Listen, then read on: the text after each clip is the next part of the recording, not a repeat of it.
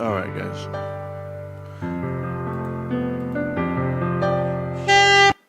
That's enough. Okay. Oh man, Mario Brothers on Jazz. Here we go. Well, guys, welcome. Welcome back to Marantz Rantz. Plenty of good information, a little bit of motivation, a whole lot of truth, no financial advice. Some dudes over here talking about what happened to the 51 gang. What happened to them? I don't know. They're asleep.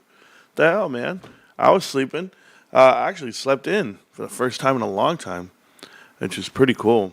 God, dude, even on my days off, I get up early. I actually woke up early, like 2 a.m. And I was like, all right, it's time to go back to bed. That's how my body works. But it's okay. There's some things to talk about today. We'll go over them. I'm actually hunting down some info right now. That's why I was all into it. So,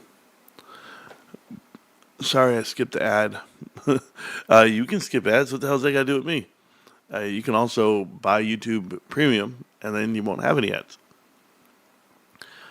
Tune out other YouTube content creators. I don't know how you feel about it, but I like to do what I like to do. Me and you, me and me. Okay, cool. Mind Games. There's a YouTuber right there, Mind Games. I've seen his content, and he's doing it the way I've seen other guys do it, as far as followers and view time and viewership. I'm a big supporter of content creators, so I wish him all the best of luck because I know the grind and know how hard it is. I did it myself back when I first started, so you can find these networks. There's these networks you can find where people promote other people, and that's what they do. Their whole channel is to promote other people. And then they, in turn, are the hub for all promotions. There's this guy. You know what? I might find his info. He has like 50,000 subs, and he did it by going live every day and sharing all the streams of other people. And then all the other people shared those streams, and then it was like a big network. It was like this huge web. And somehow, some way, I ended up on like one of his views, and I was like, what is this all about? It netted me about 3 subscribers. But it's awesome. There are communities out there that go live, and there's people out there that go live, and they want to have a conversation and some words, and it's the new social gathering, guys. So that's the internet, and I can't even tell you how many content creators have been developed out of this show, but there's plenty, and that's pretty cool. But I just support everybody. I don't care what you guys do. I'll support you too. I'll support you whatever you guys do. So. Roaring Titties became a member of the GME elitist group. Thank you so much. That's awesome. I know that it was announced. Thank you guys for letting me know about the martial law that was announced in Korea. And it's affecting markets, sure, on their end, but not necessarily here in America. I have GameStop up on the screen on the minute chart. We'll look at it. I expect GameStop to have a break to the upside at some point today. Suppression's one thing. And Tony De Niro, hi, I say your name, you don't say mine. I was reading your tweets, Tony, and how you're very adamant about values and valuation and how people measure investments based off of one metric. And that's unfortunate, yourself included, Tony. But we'll talk about it in a bit. I feel like educating the crowd. I mean, I've already educated you, but you just won't pay attention, so... Or you think you know. What did I say? You can't teach somebody something they think they already know. So, you can't fix stupid, but it's fine. I am up early. I'm with you guys. I did see martial law in Korea. Let's see what that means. From what I know, the Korean government that's in place right now is having a Democratic party trying to push them out. And, I don't know what their Democrats are like versus ours, but he called martial law, and he's under scrutiny because his wife, the president of South Korea, he's under scrutiny because his wife has a bad track record in some businesses and insider deals. But if I've seen anything, governments make money, and those guys who get in power positions don't know how to reel it in. Did I just see that right? Peloton's up 5%. Huh? What the hell? Peloton, thank you. Somebody got that right. I don't know who. Anyway, it reminds me of I've been on the board of directors of a company called Fight Cancer Now, and they were really cool. They were really cool. They did everything with their money the right way. Like any money that would come into the business, they would push it. This is a private, small company, and they would raise money for cancer patients and pay for their groceries and their electric bills and everything. But nobody took any money for themselves. No, not a single person. I was a treasurer. I read it all. I saw it all, and I was like, this is nobody. Nobody took a single dollar. And then I was also the treasurer for the Joe American football program for the city of Indio. And that's when I saw the greed. That's when I was like, what the hell? Because it gave you a fresh set of books. And I had to go through them. And I was already doing math. And I told my dad, I was like, hey, do you know what the last president was doing? And it was like there was excess money. And it wasn't that they were refurbishing the gear. They were giving backdoor deals to their aunts and uncles. And, I give you examples. You could do like I don't know, a fundraiser of some kind. We're going to sell food. And instead of them, they would hire their family. And then they would use the excess cash and they would all pocket some. And then next thing you know, the president of the whole damn league has a boat. Or he has a nice car, like a Corvette. And he shows up to practice and just walking around. You're like, how do you afford that? How do you guys write off these deals to yourself? And that's where, like, whenever you run business or you run a country, you have to have integrity. That's why you feel, all these guys in the swamp out here are bought and paid for, because they're all set up this way. They're all set up to marry a certain wife or have a certain position. I'm not making this stuff up. Lawyers, judges, all of it. It all goes together. I'm going to play you a video that I found that's impossible to find. Okay? I'm going to play you a video that I found that is impossible to find. If you ever want to know how I found it, it was, I grind, bros. And I was out there and I was looking for something and I found it. And it was it's about the GameStop case, if you don't know. But hold on. And I'm going to play it, the audio. I'm not going to play the video because, one, this is a video that's hidden from the world. I'm telling you it's hidden from the world. I want you to type in the name Laser Hos. I want you to type that into the internet, and you're not going to find it. You're not going to find eToys. You're not going to find he's a CEO. You might find the Rolling Stone article from 2015. You might find that he has two, I don't even know if you can find that. He has two whistleblower cases with the SEC, Laser Hos. And we're going to talk about it because I found it, guys. And if I tell you how I found it, I'm going to be giving away a big secret, and I don't want to do it that way. But I want to tell you guys something. I listened to it again, and I could not sleep last night. I listened to it again, and I was like blown away. Okay, let me give you the whole premise of this. As you guys can watch the chart all you want. I don't care about the damn chart. It's bouncing up and down. Who cares? Listen to me. And as I wipe the sleep away out of my eyes, I'm going to give you guys some history today about the show, and hopefully you guys understand. First, welcome back. Welcome back to Marantz Rantz. Plenty of good information, a little bit of motivation, a whole lot of truth, and no financial advice. I can spit that out faster than anything I say in this world. It's mind and it's muscle memory. What also is mind and muscle memory is the fact that I was taught about private equity 3 years ago, 2 years ago. So while everyone's doing homework and research on Reddit, you saw all these things. There was Emperor Has No Clothes, or The Emperor's New Clothes, and there was a house full of cards. There was all this DD done by, what was the kid's name? I interviewed him. Austin Tobit. And you guys know him as a Tobit. So Austin Tobit goes ahead and does all this DD, and it actually makes a lot of sense. And you go through it, and then you see these other little pieces on Superstock, on the subreddit Superstock, and you go on there, and it said, Badass Trader. Bat. And Badass Trader had this thing where it was called Billionaires Boys Club. And he was talking about Apollo and how Apollo Global and Josh Harris, how they teamed up with Adam Aaron and took over numerous businesses and took over AMC. And then that's who's infiltrating you, the public. And they're manipulating this outcome of AMC and how you guys can't believe what you're reading, stuff like that. So we go and we dig even more and more. And on this channel, what I did was I was sitting there one day and I met a guy named The Real DMT.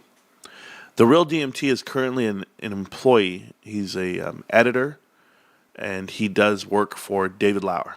Now, I'm not a fan of David Lauer. I don't even support David Lauer.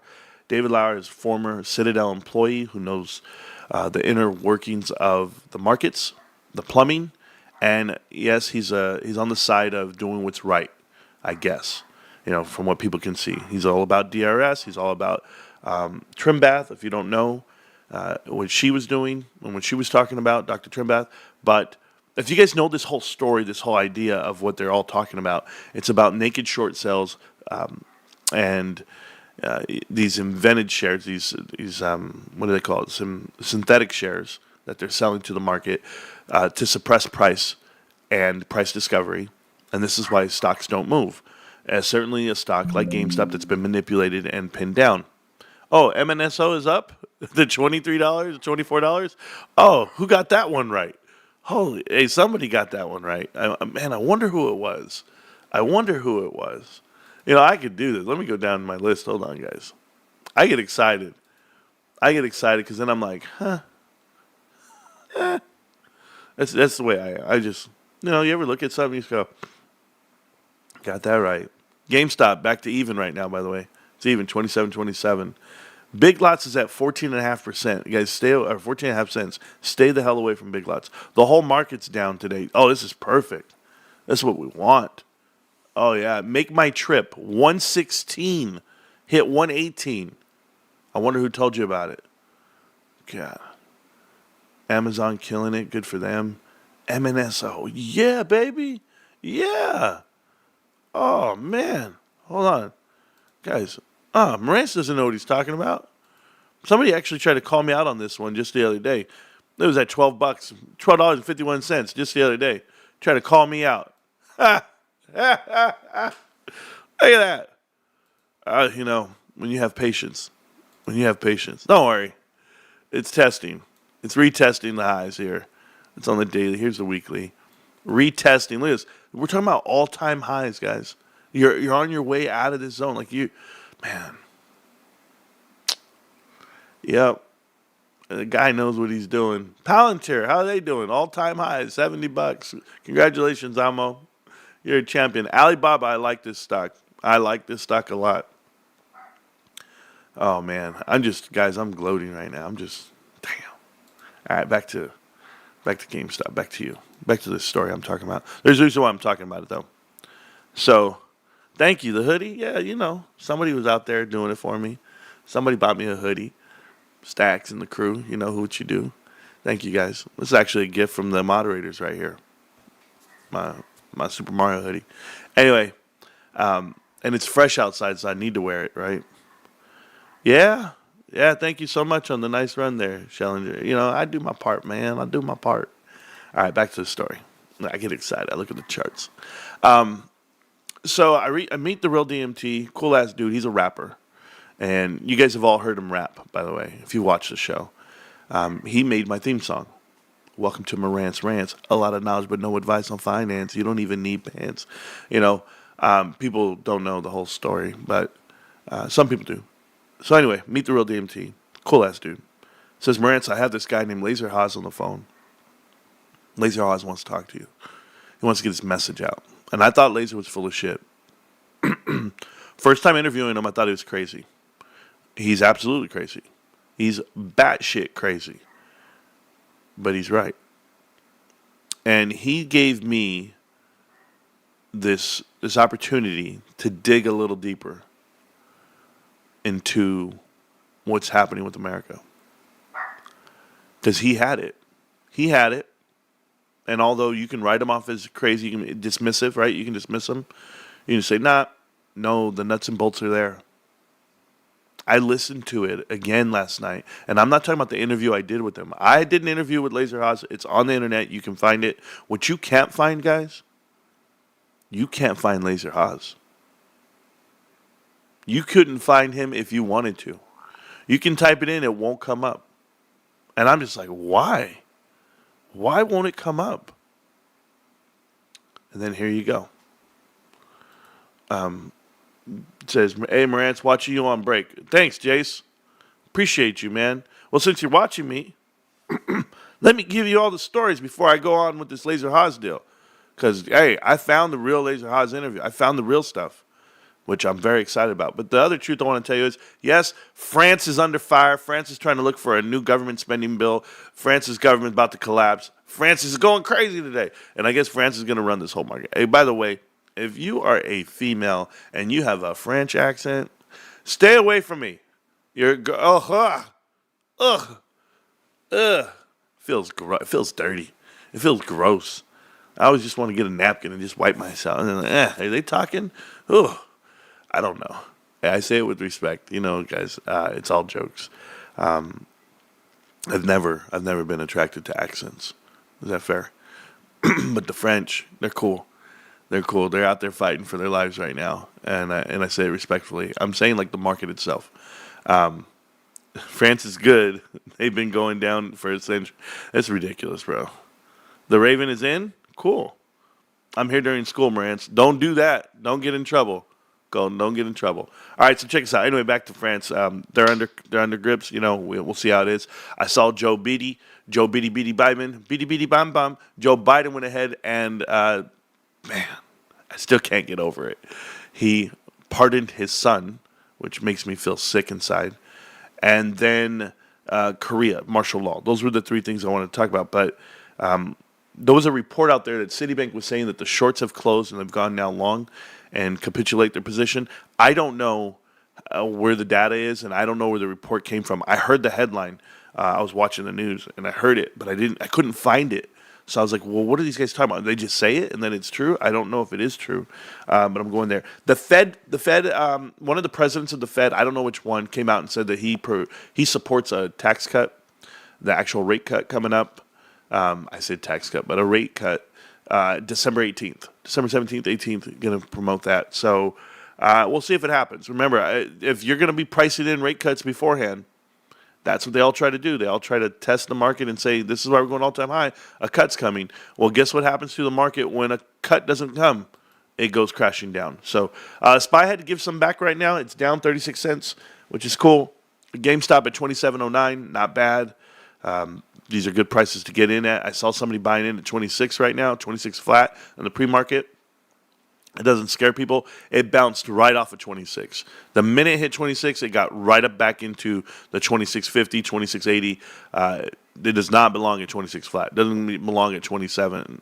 I'll tell you that right now, but we'll see how it all goes. It's strong. It's strong. It's GameStop. All right, so check this out. Anyway, back to the Laser Hos thing. Check this out. So Laser Hos comes out here. He tells you about E-Toys, and KB Toys. Now, KB Toys was a store that we all grew up going to. If you're old enough like me, there was Toys R Us and KB Toy Store. And KB Toy Store wasn't really nationally known, and the product wasn't around, but they had a CEO. And I can't remember his name right now. I want to think of his name was, oh man, come on. I have stuff up on my other screen. Let me go see. So his name is Michael. It's Michael Glazer. So Michael Glazer is with the Lauren Group right now and CEO at Stage Stores. I wonder what the hell. I've never even heard of Stage Stores, by the way, but I think I should. And Stage. Yeah, there we go. So Stage Stores, 782 department stores in 42 states. I had never heard of it a day in my life, guys. They filed for bankruptcy at the start of the pandemic. Cool. Stage Stores. We should know this stuff. You should know who's involved. And a lot of their assets went to TJ Maxx, Ross, and Burlington. I know that part. 17% in November in the first quarter. Okay, cool. All right, so anyway, I'm paying attention to that. Michael Glazer, who's the focus here. The reason being because Michael Glazer allegedly took a payout of $18 million, and Laser Hos turned down millions of dollars for the buyout. Now, what I mean by the buyout, Toys R Us wants to go bankrupt, guys, at the time. Toys R Us is trying to go bankrupt, and there's one company that's pushing them there, and it's Bain and Company. Bain and Company is run by Mitt Romney. If you guys do not know, Mitt Romney ran for president in 2008, and he ran for president in 2012. Better showing in 2012. But in 2008, he was running for president as well. So money's involved, and nobody wants to prosecute and or bring him up on charges because, well, he's trying to run for president. So Laser Hos goes in there and starts telling the lawyers and the judges in Delaware, hey, this is going on. I was offered money. They were hush money, get the hell out of the way because they want this company to go bankrupt. Now, I've seen it play out in real life. I saw what happened with Bed Bath & Beyond. I saw what happened here with Toys R Us, and I paid attention. I followed all these dots for so many years now that I've been studying. But Laser put me on it, and when you find this interview, this is a crazy interview. So I've cut back on some buying of some shares and decided to buy more from the company and support my local GameStop for the holidays. Always feeling nostalgic yet futuristic in there. Yeah, Jace, there was a guy who used to hang out on this channel like all the time. He was kind of a pain in the ass, really smug about it. And he would say, you need to spend the same amount of money at the store versus what you do online.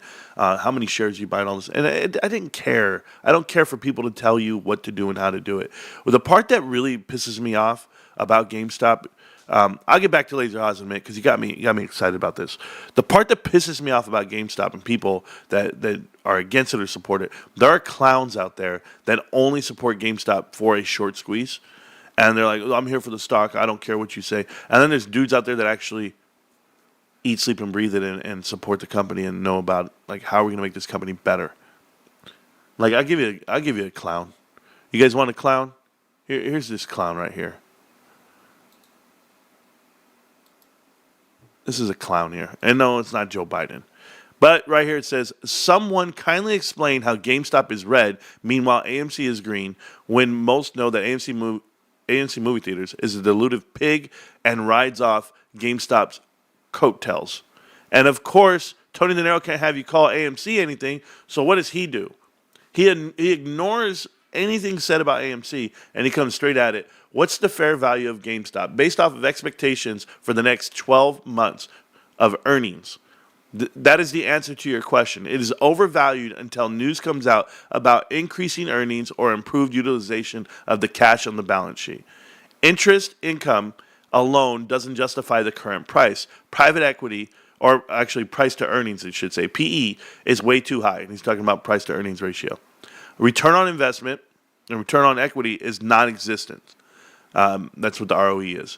Now, also, a return on earnings, whatever the hell he wants to write. Also, concerns of more GME dilution. News of Italy and Germany closing. No investor call, all slightly bearish. Hopefully, management has some good news for folks on the 10th. Best wishes.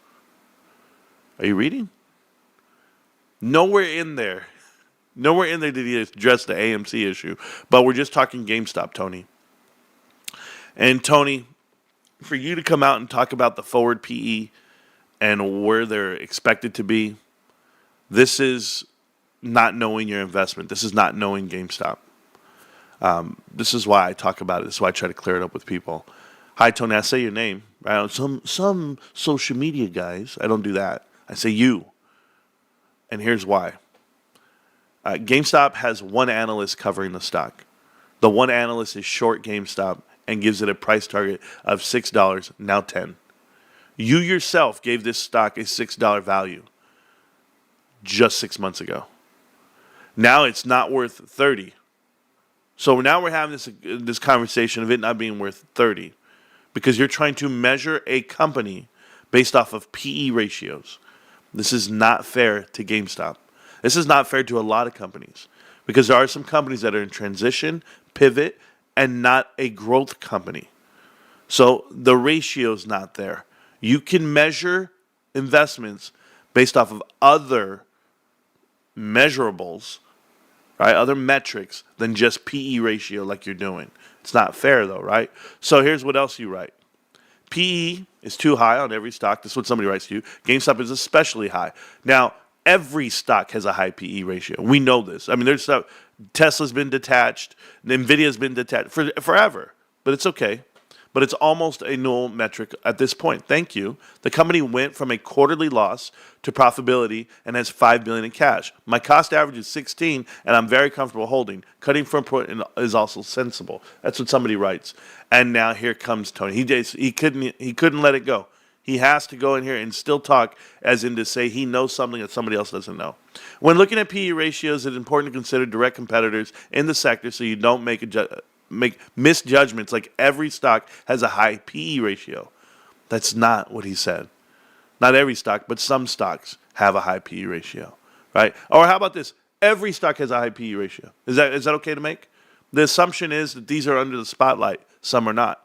I'd recommend a sort by specialty retail sector, blah, blah, blah, blah, blah. Going from a loss to a profitability is relevant except to people pushing fake valuations on social media. So going from a loss to profitability is irrelevant. How do you judge it? Do you judge a company based off of what it just did or what it's going to do? You know, to say something, like I always do this to you, Tony, and I don't know if you're smart enough, but so a guy says, you know, a guy's rated based off of how fast he runs. And you're like, oh man, he's running. Wait a minute. He's just losing weight? Yeah. He hasn't started running yet. But he's getting trim and slim so that he can run. Is that fair? Like, I'm trying to do it in your sense. I don't know.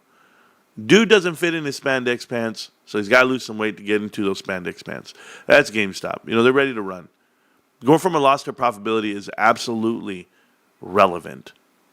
That shows you that the management is competent, that the business model actually can scale. All the above. Forward earnings, P ratio says GameStop is too expensive at 30. They can change that valuation by improving earnings, and maybe they will. Maybe. Still oblivious, still clueless. They've announced a PSA announcement in partnership, an actual co-branded partnership. They have shown that there's increases on revenues there. Overall, the business itself, by them closing stores that are unprofitable overseas, they don't lose any money converting currencies and rates. All of this is positive for the company, which they did last year as well. And what did that do to the bottom line? Took them from negative to positive. In the last 2 years, GameStop has gone from losing $500 million. Tony, that's $500 million in case you're really bad at math. $500 million to now positive 40 plus. That's a $500 million swing. In the world of business, son, that's called a swing profit. I know you don't run one. I don't know what you do with your chicken coops. I don't know how you do your math. But you're completely wrong about GameStop. And you know you're wrong. But here you go. $5 billion cash on the balance sheet is irrelevant. Oh, tell that to Adam Aaron. Tell that to your AMC investors. Do you remember when you guys pop out the biggest cash reserves in the history? Oh, look at that. Look at Ape. Do you not know how you talk? Oh, they're going to put more cash in the reserves. They're going to pay off their debt. It's like you don't even know the shit you say. Well, I've watched for years about your AMC talk, but when it comes to GameStop, $5 billion cash is irrelevant? Was it irrelevant when it was $1 billion? Oh, it was, right? Great. So they raised $4 billion, Tony. And they didn't, you know, that's the best part. It's the most relevant thing. And here's the best part. So in the media telling you that the value of a company at 10x book. Okay. No one with common sense does that. Book value is the floor only in the case of liquidation. I think you have mixed up book value with tangible book value. Do you know the difference? You should. You should know the difference, minus what the goodwill is. But there you go. GameStop is operating right now at $11 book. 11 book. What do you think the company's worth now? Now that we know what the cash is worth, what do you think the company's worth? Where do you think they're headed, Tone? Oh no? You think $20 above book is too much? Is that it? You don't think it's worth more than that? I beg to differ.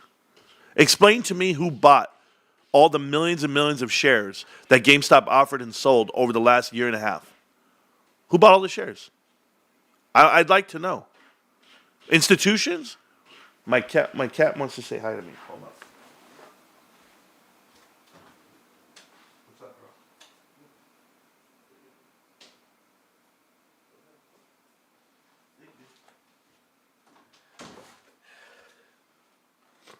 All right, sorry. Being so stop the whole show, bros. I don't even care.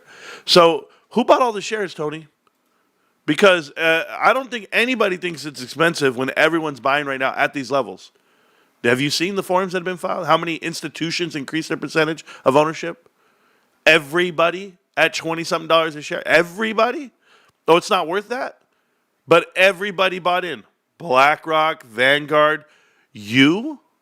Hey, Tony, you say you don't own it. How about, did you buy in, Tony? I want to remind you, don't be this bitch, bro. Don't do it. I want to know when you bought in. Oh, no, hold on. It's too expensive at 30. Remind me.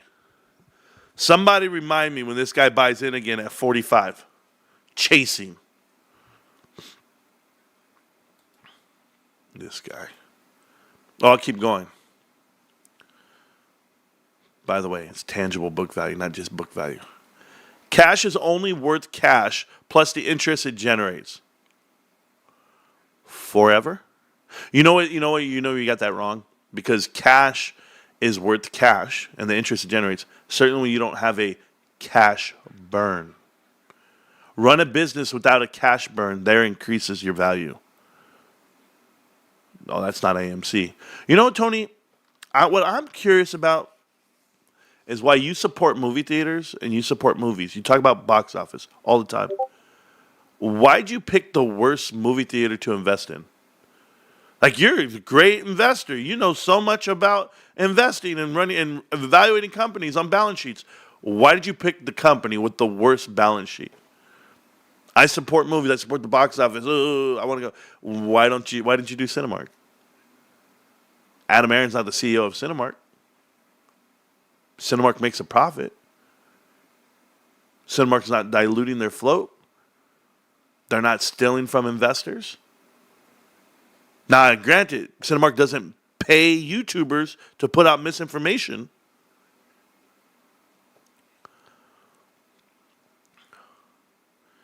The interest of $5 billion will earn, and the EPS from that reasonable valuation doesn't come anywhere close to $30 a share price valuation. Again, GME can change its story with news that the cash is being put to work and something other than treasuries earning 4 to 5%. Investors can get that same rate from buying treasuries themselves with zero risk. GME at current prices is speculative.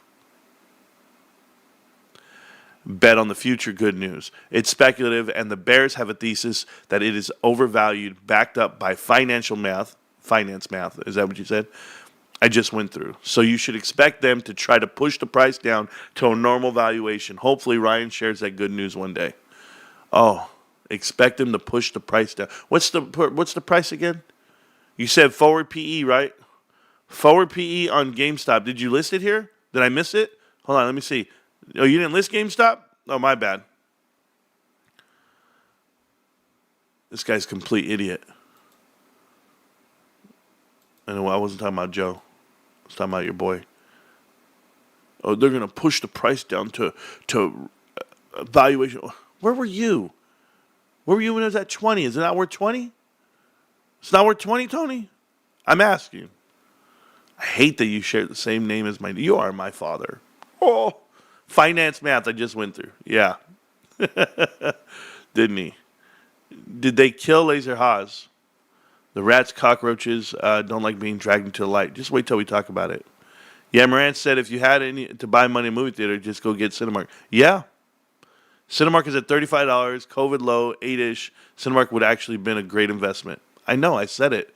I said Cinemark was a great investment 4 years ago. I explained why. They didn't give out bonuses during COVID. They didn't dilute their float and steal from the shareholders. They took their losses on the chin and they made it right back. 2 years later, they're positive. They make a profit and they're killing it. That's Cinemark. The movie industry is doing great for Cinemark, not for AMC. AMC has found a way to dilute their float, 37x. They've robbed everybody of their shares, and they took out all the equity in the world, and they did it with Adam Aron and a couple of YouTubers, a couple of punks, a couple of phonies. They know who they are, Tony. And phony and Tony, they don't just rhyme together. But hey, what do I know? These guys still promote box office numbers. Look at the box office. Look at what they're doing. Look at the movies coming in 2025. Bro, if I could explain to you guys what they said about Quiet Place 2, you guys remember this? Fast and the Furious 10? I was there. Ooh, wait till the Avatar comes out. Wait till Black Adam comes out. Wait till Wakanda 2 comes out. No, you don't know. It's all going to come down. When all these movies get released, you're going to find out. What are you going to do? Oh, no, man, Marantz. Come on, bro. I'll never forget that. A Quiet Place 2. I said, are you joking right now? $20 million for commercials for Nicole Kidman? Buying new projectors? For what? Free popcorn, reclining seats, beer on the clouds. They showed NFL football games, UFC fight. I don't know what they've done at the movie theaters. Anything but movies. We're going to have 15 popcorn stands, and we're going to raise $5 billion. I swear to you guys, listen to the earnings calls from 3 years ago. It'll blow your mind. Listen up, guys. We're going to have 15 popcorn stands by 2022. I couldn't believe it. Mobile, all the goodies you want at the movie theaters, you can now get by going up into your mall. Someone's going to be selling AMC popcorn. Matter of fact, AMC popcorn in retail stores is the move. It's going to change the world. I said, how? Are they distributing it, or is it private label? Like, what are they doing? They just slapping their sticker and their brand on something? I was trying to figure it out because it's what I do for a living. And I was like, I don't understand. I don't understand how you're making the profits you claim you're making. Good to catch your live stream during work. What's the GME earnings expectations? Bossy Boss, up and to the right. GameStop, I feel, will have, there's a window there. They could either lose $20 million this quarter, or they can be up $20 million this quarter. That's my window.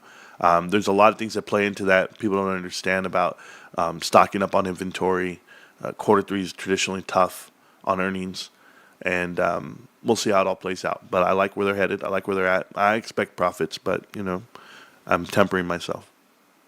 Nothing better than driving to work with Marantz. Well, thanks, man. His math. I just picture a Secretary of Education in the... Oh, my God. Guys, don't do it. Don't do it. I've seen it all. It was gross. You're fired. That's all I can tell you. Okay. I had Cinemark for a while during COVID. Bought around 10, sold at 22. There you go, Sal. Yeah. AMCers don't look at Cinemark and see how terrible AMC is run. I don't. Yeah. It's absolutely crazy. Absolutely crazy. You want to know what else is crazy? I'm still going over this Laser Hos interview. I'll do it in a little bit. Laser Hos interview is for like the diehards of this show. If you guys understand about private equity and the difference that it makes and that it took on the people. Private equity came in and try to manipulate outcomes on certain companies. And there are some people out here who don't allow it to happen. I'm one of them. I'm not going to allow it to happen. And I'm going to speak on it. I'm going to use a platform to do it. But Laser Hos tried to use his platform, and he got extinguished. And I'm not saying himself, but his words have been muted, and it's up to us to pass on the message. And I've typed in Laser Hos, bro. I've typed it into Google. I typed it into YouTube search channel. You can't find it. But you want to know how I found it? Let me tell you how I found it. I was going through people that have subscribed to my channel. I was looking at the analytics, and it said lifetime who has subscribed to your channel. And I could see who's still subscribed and who's not. And that's when you get to see people like Kai Smalej, and you see some other people on there. Like, oh, they still watching? Oh, okay. I figured. But it said Laser Hos. I'm like, guys, the guy has 163 subs. 163. That's it. And he has all the info you'll ever want. Now, this video has 89 views.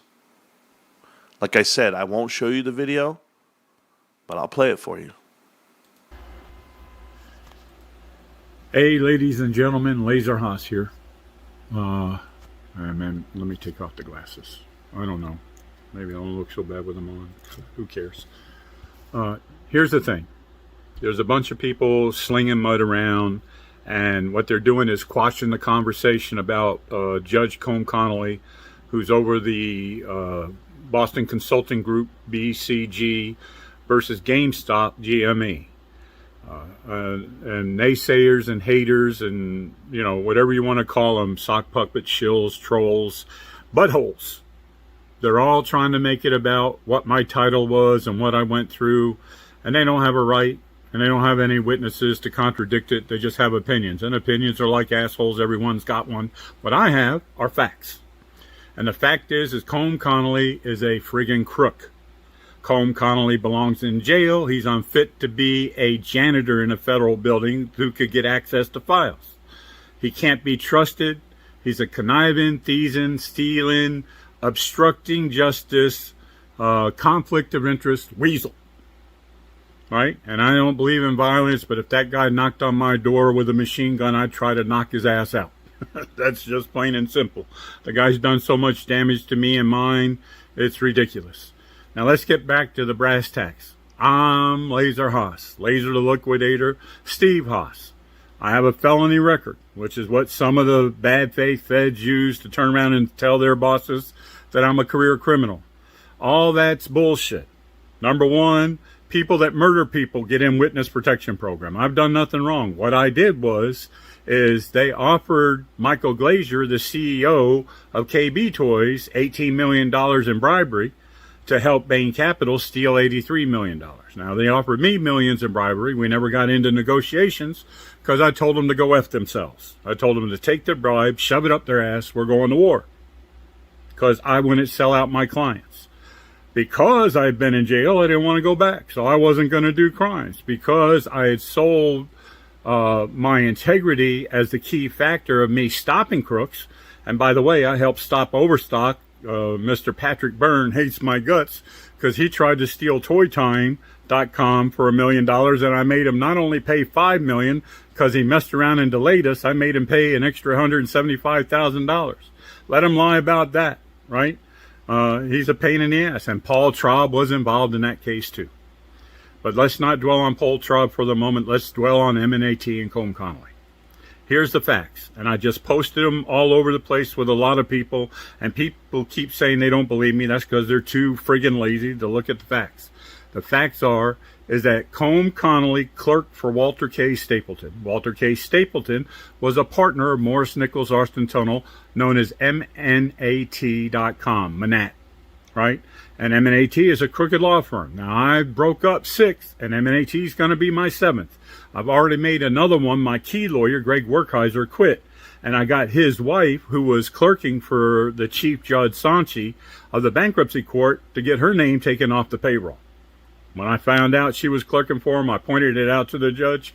The judge took her name off of his clerkship, and he actually is taking on another job. Good for him. Get out of the quagmire, step away from the bullcrap. Too bad he's not brave enough to turn around and call foul about all this stuff and set it straight.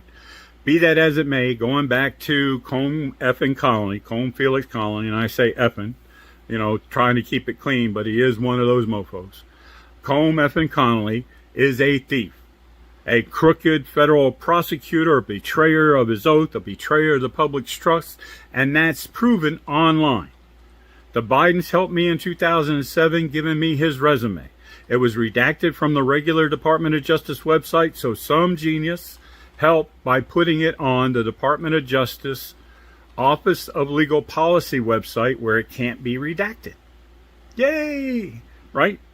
A smoking gun. The smoking gun that was so strong, I put in a complaint about it to the Public Corruption Task Force, time-stamped December 7, 2007, and then a few weeks later, guess what? The Public Corruption Task Force shut down. And they said that they had no public corruption things to prosecute in all of southern Los Angeles, right?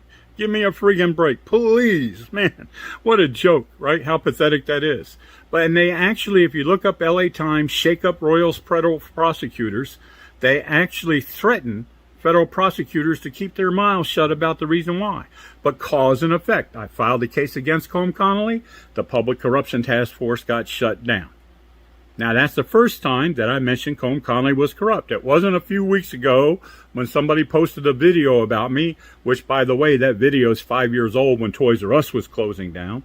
It was back in 2007, and it was in 2008 that the Public Corruption Task Force shut down. Now, here's the big thing about that, people.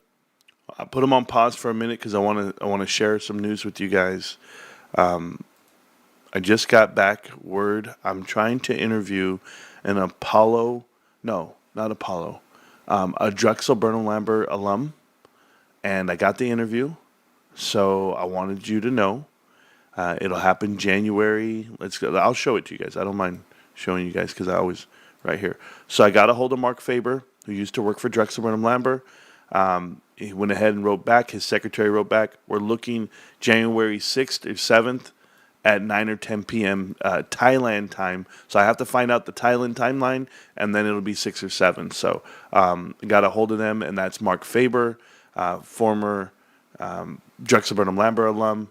And so we got the interview for that. So just so you guys know, if it doesn't go through, if it doesn't happen, that's on their end, not on my end. I promise you, because I'm going to do everything I can to get them on the screen, and we're going to talk. So we're going to talk about Drexel. We're going to talk about the impact that it has on markets.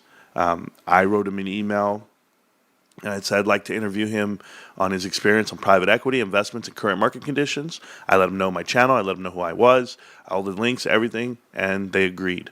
So we'll see how it goes. You know, I got Drexel Burnham Lambert on the phone. We'll see how it all rides out. I just want to share that with you guys. All right, back to Laser Hos and him explaining to you why you can't trust these guys and the history that he has behind it. But you'll hear bits and pieces of stuff you should already know. But Laser's the man. And here you go, Laser. Keep going. Don't forget, Mitt Romney was running for president at that time. He spent he said $50 million of his own money, and we only spent $38,000, and he came in fifth. The problem was when that happened, nobody cared about Mitt Romney anymore. Nobody cared about Colm Connolly anymore. When he tried to become a judge, Senator Joe Biden and Delaware Attorney General Bo Biden, who's actually Joseph Bowden Biden III, right, objected to Colm Connolly becoming a judge. They gave me the resume, and Senator Joe Biden refused to sign the Senate slip to allow Colm Connolly to become a judge. So the vote didn't go forward. Well, Trump came in and said he wasn't going to go by that protocol because it was a protocol, it wasn't a law. Right? Now, I sued Trump to block Jay Clayton and Colm Connolly and to stop the shenanigans. Right? The clerk of the D.C. federal court, you can look it up online, refused to put in my case for 2 months. She waited until 3 weeks after Jay Clayton was confirmed. Now, the problem about that is Jay Clayton is a partner of Sullivan and Cromwell. When I had Barry Gold, I hired him. Now, do truck drivers and security guards hire presidents of a company? I hired Barry Gold to be the one to sue Goldman Sachs and New York Supreme Court because Paul Traub and M&AT told me and the creditors that they witnessed Barry Gold's work in Home Life case, which is Sears. Yes, it all comes around. These guys are in every case that goes bankrupt, bleeds out a company, and is all gone. That's what they do. They get in, bleed out management fees, bankrupt, where they can destroy books and records, and that's what M&AT did. In the very first month of a 14-year case, Morris Nichols Arson Tunnel destroyed eToys books and records, saying it was too expensive to keep them. We had 2 1 million square foot warehouses. It fit on hard drives on less than half a pallet. Plus, we had backups everywhere. They didn't destroy the backups. What they did is wipe the evidence clean. The evidence that proven that we had deposits overseas. Now, I still found some, and I reported it, and not reporting money deposits when you file a bankruptcy is an automatic jail time. But they made that disappear. And then, just like they offered a bribe to Michael Glazer, the CEO of KB, for $18 million, and he gave Bain Capital $83 million, they offered me millions in bribe. I never negotiated, so we never... Hey, you know it's crazy? You don't want to know all these names and judges and stuff. I didn't want to know him either. But when he starts saying this happened to Jay Clayton before he got confirmed, if people are not familiar with Jay Clayton is a former... Yes, he is a president at Sullivan and Cromwell, but he also, was it Citadel or Apollo that Jay Clayton worked for? I can't remember right now. Jay Clayton worked for, he was the head of the SEC, if you guys don't know. Like, how can he be anything to you guys? Like, how can he hurt anyone? How can he put the bullets on someone and yet he's the head of the SEC, and he's also working for Sullivan and Cromwell. When you work for the actual firm, and then let's see, was he also part of? Let's see if it tells me right here. Oh, right here. He's also held multiple corporations, raised money through IPO, including Alibaba, Ali Financial, Ziff Capital, Oak Tree Capital Management, Blackhawk, Moes and Company. Is it Moles and Company? That's going to be another. One for Drexel Burnham Lambert. He worked for Apollo Global. I'm pretty sure that's where he worked for. Bear Stearns, Lehman Brothers. He's done everything. SoftBank Group. Wow, it's just crazy the ties that he has. So for this guy to be there, and Paul Tudor Jones, former Attorney General. Wow, this guy's crazy. His ties in are wild. Clayton earned $7.6 million in 2016 for his firm and his family wealth of at least $50 million, substantial holdings. Let's see. His investments included into private funds managed by Apollo, Bain and Company. I mean, come on, guys. How is this guy in charge of the SEC, and how can he prosecute them when he's literally in bed with private equity? They literally have their guy at the helm, and nothing can happen to us.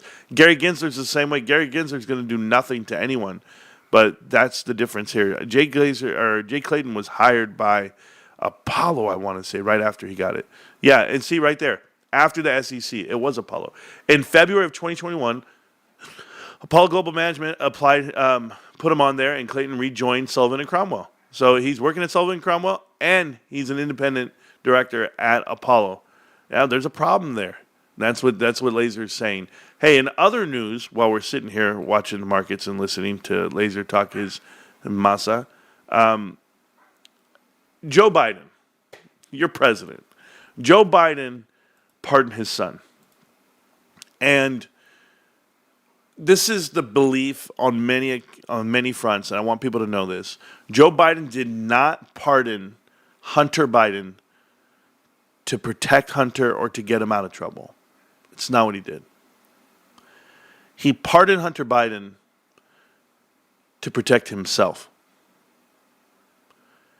Because if Hunter's going down, Hunter has to say something, or can say something, or might say something. He's protecting himself. My opinion, and it's not just mine alone. There's a lot of people that believe this. He did it to protect himself. I just want you to know. Cool? That's what you did, Hunter. Or that's what you did, Joe. We know. These guys are all crooked. But hey, I'm not allowed to speak this way sometimes. But today I am. Why not? Let's go, Laser. What you got to say? Found out how far it could go because I told him, take the bribe, shove it up your ass, we're going to war. Instead, I reported it. Now, I reported it to the new Delaware United States Attorney, who was none other than Colm Connolly, right? And that sucks. I did not know at the time, for 7 more years, that Colm Connolly was partners with M&AT. So I'm reporting to Frank Nitti, asking him to prosecute Capone. And that's a joke. That's the very reason why they had to bring in Elliot Ness, is because Capone owned every prosecutor, every judge, every police, everybody. Now, again, through booze, it's not the same thing as stealing people's stock money and stealing companies and killing Toys R Us, KB Toys, E-Toys, Zany Brainy, FBO Schwartz, Jamboree, Jumbo Sports, Stage Stores. The list goes on and on. A matter of fact, this crime works so well because what they did is Paul Roy Traub was Bain Capital, Stage Stores. Michael Glazier was at Stage Stores too. Matt Taibbi didn't report that when I talked to him, and he published a story about the stuff I gave him called Greed and Debt. My biggest story to date. Millions of views, right? Made Taibbi so popular he almost went off and started his own magazine. And guess what he was going to call it? The Rackets. Because he had the proof that rackets were going on. But then they were just wanting to shut him down, wouldn't allow him. So he came back with hat in hand to Rolling Stone, and Rolling Stone wouldn't let him report it no more. So he's no longer there, and Taibbi hate me. That's his fault. He should have told the whole story. Yeah, Pulitzer's only worth $15,000, but he might have got a Nobel Prize. He could have saved Toys R Us. All he had to do was say something, and he didn't. Right? And I only pick on Taibbi when he talks about somebody else not reporting a story, because that's hypocritical. I understand he's got a wife and kids and people are dead in my case and he needs safety. That's fine, but don't go out there and bury the story, not do it on Twitter when you're not at Rolling Stone anymore, not say anything about it, not say anything about how Toys R Us was deliberately destroyed. I warned about it in advance. I told them about it. I said, New York Times rigging the IPO game is about the eToy stock fraud. Joe Nasir at the New York Times found a smoking gun, an email from Goldman Sachs bragging that our stock would hit $80 a share. Well, eToys only got $18.50 a share or less. I saw $16.50, but they're now saying that eToys stock was offered at $20. So the commission to Goldman Sachs was $1.50. That means $18.50. Who knows? Because M&AT had the books and records destroyed. And guess who gave me that evidence? It was Sullivan and Cromwell, a good attorney named Jerry B. Bates, that sold out and jumped to the other side. Right? He was an environmental attorney. They hired him because he didn't know nothing about stock cases, and he tried to impress his boss. And he started talking to me. Oops, there he goes. The same thing with every reporter. Matt Taibbi, Joe Pereira, Wall Street Journal, Scott Glover of LA Times, Joe Nasir of New York. Right? On and on and on it goes. Every reporter does anything about my safe, they get chased at, bad mouth, knocked off their desk, retired or quit, just like people are trying to do with these haters and shills and sock puppers and trolls and whatever they are. If they're not showing you their good ownership of a quantitative amount of GameStop stock, then they're full of crap. Why would they want a bad faith, crooked judge on the GameStop case? It doesn't make any sense, right? The only logic is you want him there because if he rules against GameStop, then you can crucify him. But they're not doing that. They're making it, I'm fat, I'm old, I can't write right. Well, guess what? I didn't graduate high school, but there's plenty of CEOs out there, billionaire CEOs, that they didn't graduate from high school or college. Illiterate. We hire people to do that stuff. We hire lawyers. We hire presidents. That's what a CEO does. It's just like, what's his name that started Apple? Steve said, right? He's the conductor of the orchestra. He has everybody play to his tune. Barry Gold was hired to the tune of Paul Traub and M&AT telling me he was good at Home Life. That was a public company thing, part of Sears. I didn't know at the time that Paul Traub and Barry Gold were partners in the Sears Home Life case. I didn't know that they were partners in other cases. I didn't know that they were Parset and Asset Disposition Advisors, which they formed in April 2001 to copy Collateral Logistics Inc. because the court, M&AT and Paul Traub said, let your company be hired. Don't technically do the name CEO because we're going to have the SEC not have us file our 10Q and 10GARs. It's going to cost millions of dollars. Made sense to me, right? You know, if I turn around and publicly made the records change and put me out CEO instead of Collateral Logistics Inc., CLI, as the liquidation consultant who was still in control of the company, everybody answered to me. I fired everybody. And here's another funny thing. To make everybody hate me at eToys, you know what they did? And they never gave it to me. You can look at the record. Well, you can't because they're making the records disappear. That's another thing that's telltale, people. Go to eToys, Playco, KBO Toys, Stage Stores. You can't find the files. They're gone. They say not available, not found in database. Doesn't that tell you something? Right? You can't make federal files disappear, but they are. It's bullshit, right? On top of that, Paul Traub and Barry Gold work for Michael Glazer, who worked for Bain Capital, Mitt Romney at Stage Stores during the 2000 bankruptcy. Then they all sneak over to eToys. Barry Gold is put in as president CEO after I'm gone. Not during. Now, they had a plan to do something during that I've got, but there's a witness name with that affidavit. And I'm not giving it to you guys. I don't have to. I don't have to prove jack shit to anybody. The only reason I'm talking to you is when SWAT came to my door as a result of Dr. Trim Bass's Twitter post, apes offer me food, money, home, shelter, security. It's only for those good people who never comment, or almost never comment. They just watch what's going on to protect their shares. And they need to step in now because Colin Connolly is a crooked judge. He needs to be removed. He actually needs to be impeached, and he needs to be in jail. But that's another story. Right now, we don't need a crooked cop. And you have to be aware of the other ones. Mary Ellen Noriega was Colm Connolly's partner at M&AT, and Judge Andrews and Judge Stark worked for him as assistant U.S. attorneys burying the E-Toys, KB Toys, Mattel, FAO Schwartz, and other cases. They can't be trusted. The GameStop case should go somewhere else where Roy Cohen feels comfortable. End of story. It should be with a good-faced judge where Boston Consulting Group, which is where Mitt Romney come from. I didn't even know that. The apes pointed it out to me. Mitt Romney was first at Boston Consulting Group, BCG. Then he went to Bain and Company. Then he formed Bain Capital. And since he formed Bain Capital, mostly generated with Michael Milk and junk bond monies that formed Stage Stores, right? Which was bankrupt in 2000 and bankrupt again and is now gone with Michael Glazer as the CEO, and Michael Glazer also as the CEO of KB. All those people from Stage Stores moved over to eToys and pretended, lying under oath or withholding material evidence under oath, pretending that they were opponents of each other. M&AT pretended to be an opponent of Goldman Sachs and Bain Capital. That's why I hired them. That's why eToys hired them. That's why the judge approved them. Right? Because they lied and said they had nothing to do with Bain Capital, Mattel, or Goldman Sachs, when actuality, the facts proved that M&AT was partners of them all. And the law requires once you lie under oath and conceal a conflict of interest, you're disqualified. Paul Traub lied under oath, said he didn't know Barry Gold, said that he had nothing to do with Bain Capital KB. Well, here's one thing, folks, that's not been looked at that we can put them in jail for today. After they locked me out, they reduced the prices to Bain Capital KB.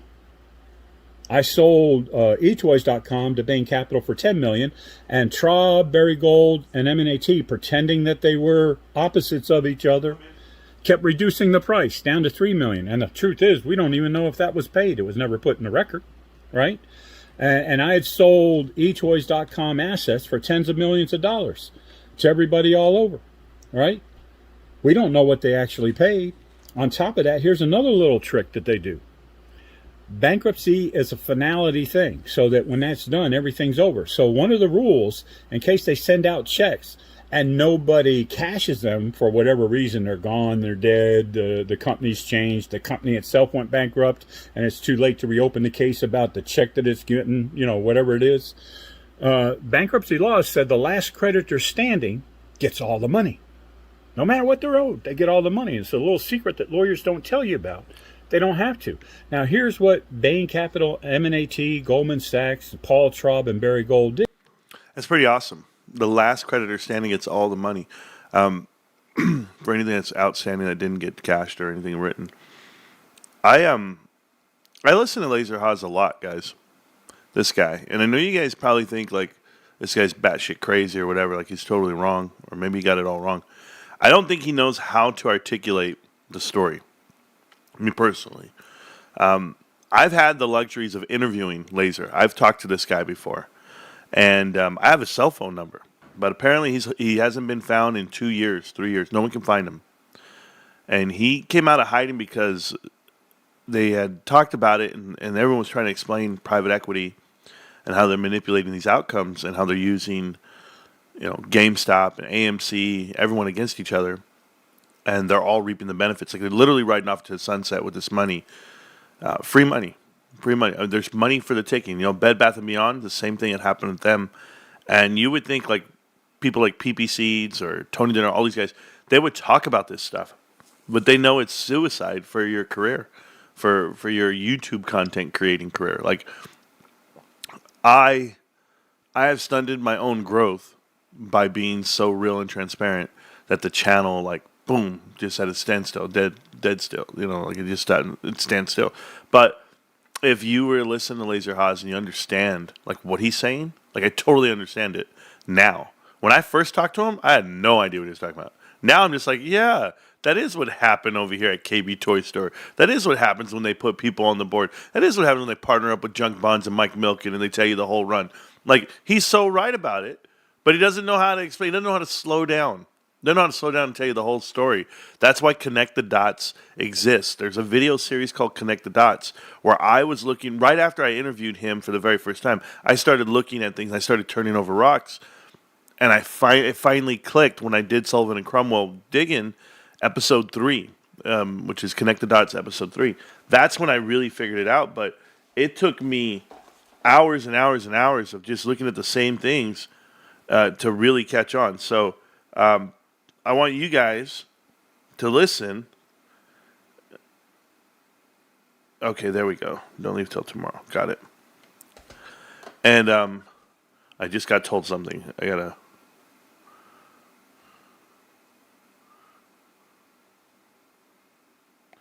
Boom. When was that? When did that message come through? Oh, at 7:45. Okay. I gotta tell them. Let me tell my crew. This one I gotta tell my boss something. Just give me 1 second.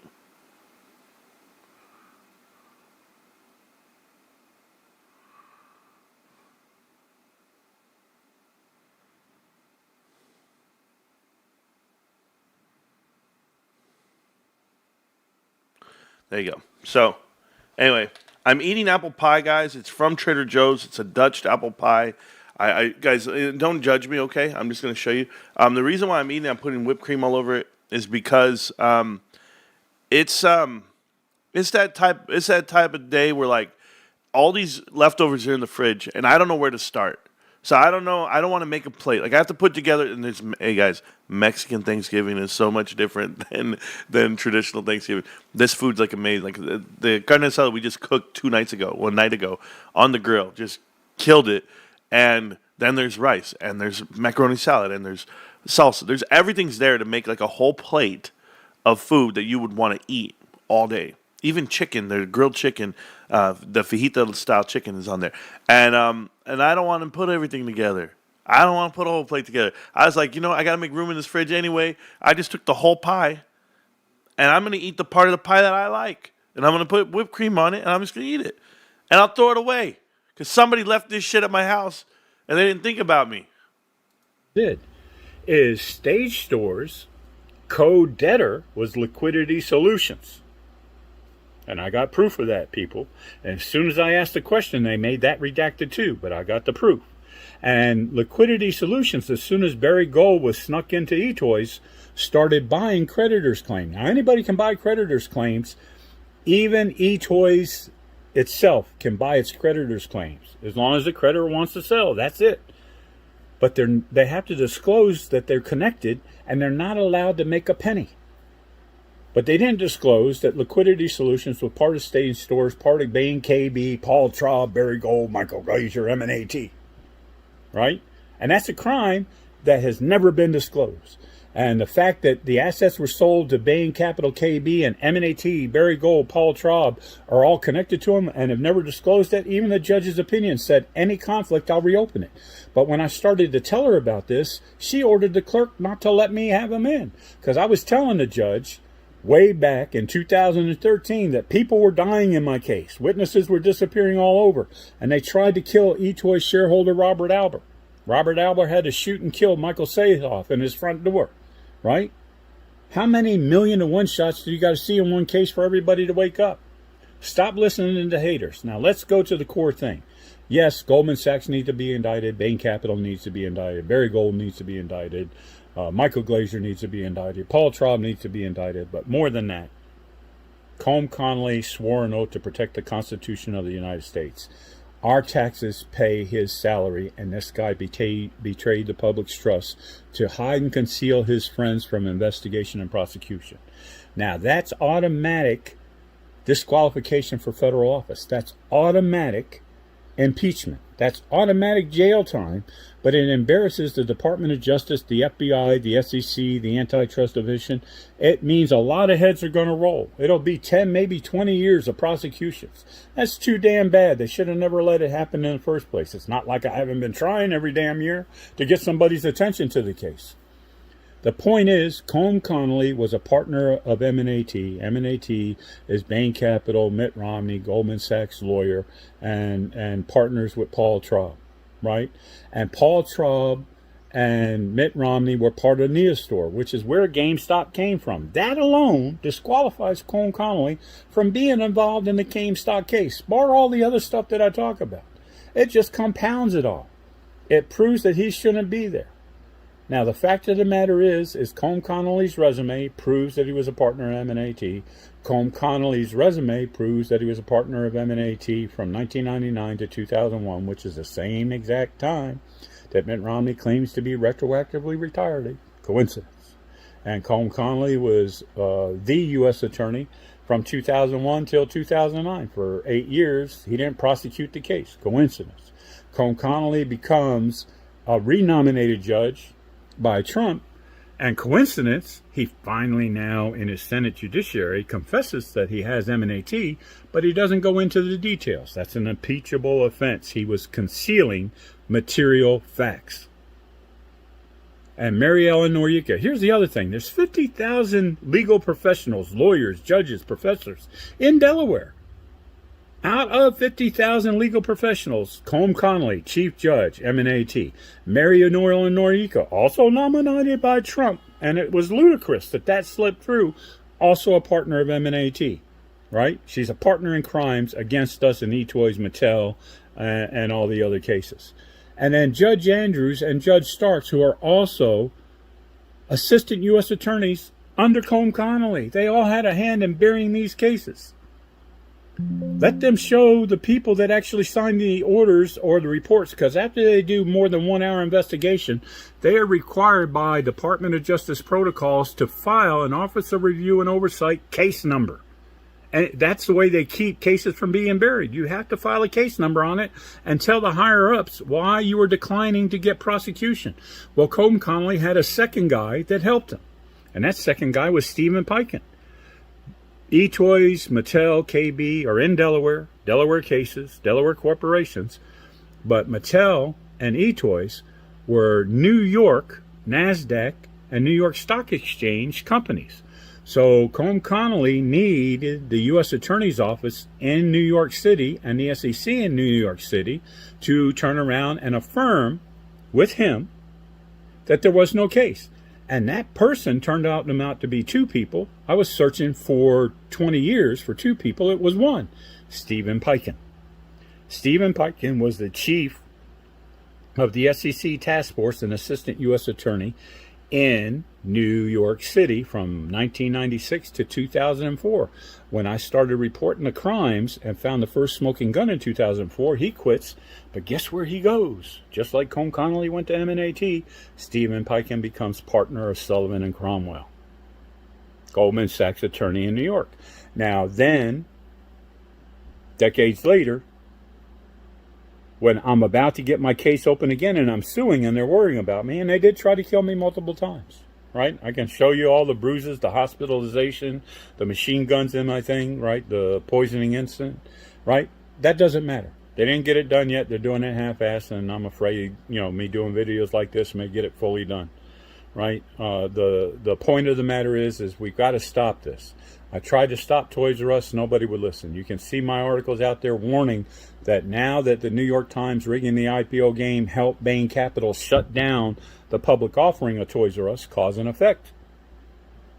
That Toys R Us had no choice but to go bankrupt. That was it, people. I warned everybody in advance, and I can prove that too. The point is that Toys R Us went bankrupt, and a guy wanted to pay near $1 billion to buy only 300 stores. They said it wasn't enough money, and that's bullshit too. I'm Laser the Liquidator, and over 1,000 liquidations, billions of dollars of assets handled.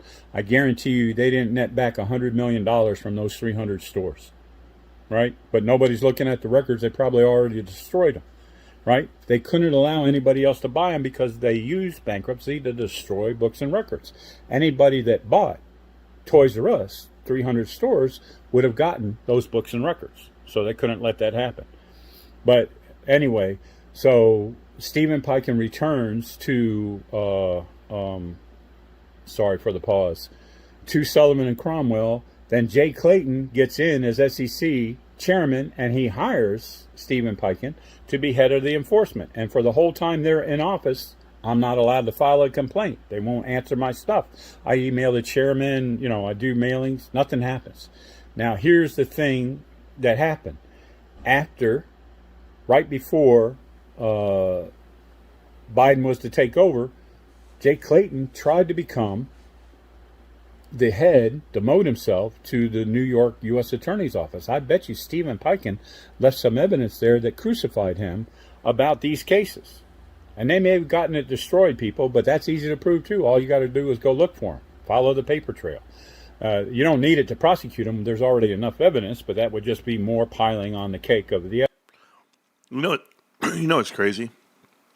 So I have our man here, Laser Hos. I have him on record here talking online, and it's 29 minutes long, and he's just popping, and it's hard to find those interviews. It's hard to find that info that he's given out, but it's accusatory, yes. Is it warranted? Absolutely. And is it what's happening in America today? Yes. So, if you don't understand what he was saying, if you don't understand the whole story behind it all, I'm done playing it for the night or for the day. That was enough for me. Enough. But what it did was it gave me a tipping point. You know, it gave me this spot to be in. The other thing that was going on, even now today, I have to look at who's this guy. Is he called? What is it? He's a YouTuber. He and I were going to go and do an interview together, and then we didn't do it after all because he backed out. Of course, he was on the documentary. What's his name? The Peanut guy? What's his name? I can't remember his name. You guys tell me his name? Richard is his real name? I'll let you guys answer his name. What's his damn name? I'm supposed to know his name. He's the guy from the documentary. What's his dang name? He has glasses. He's a little nerd.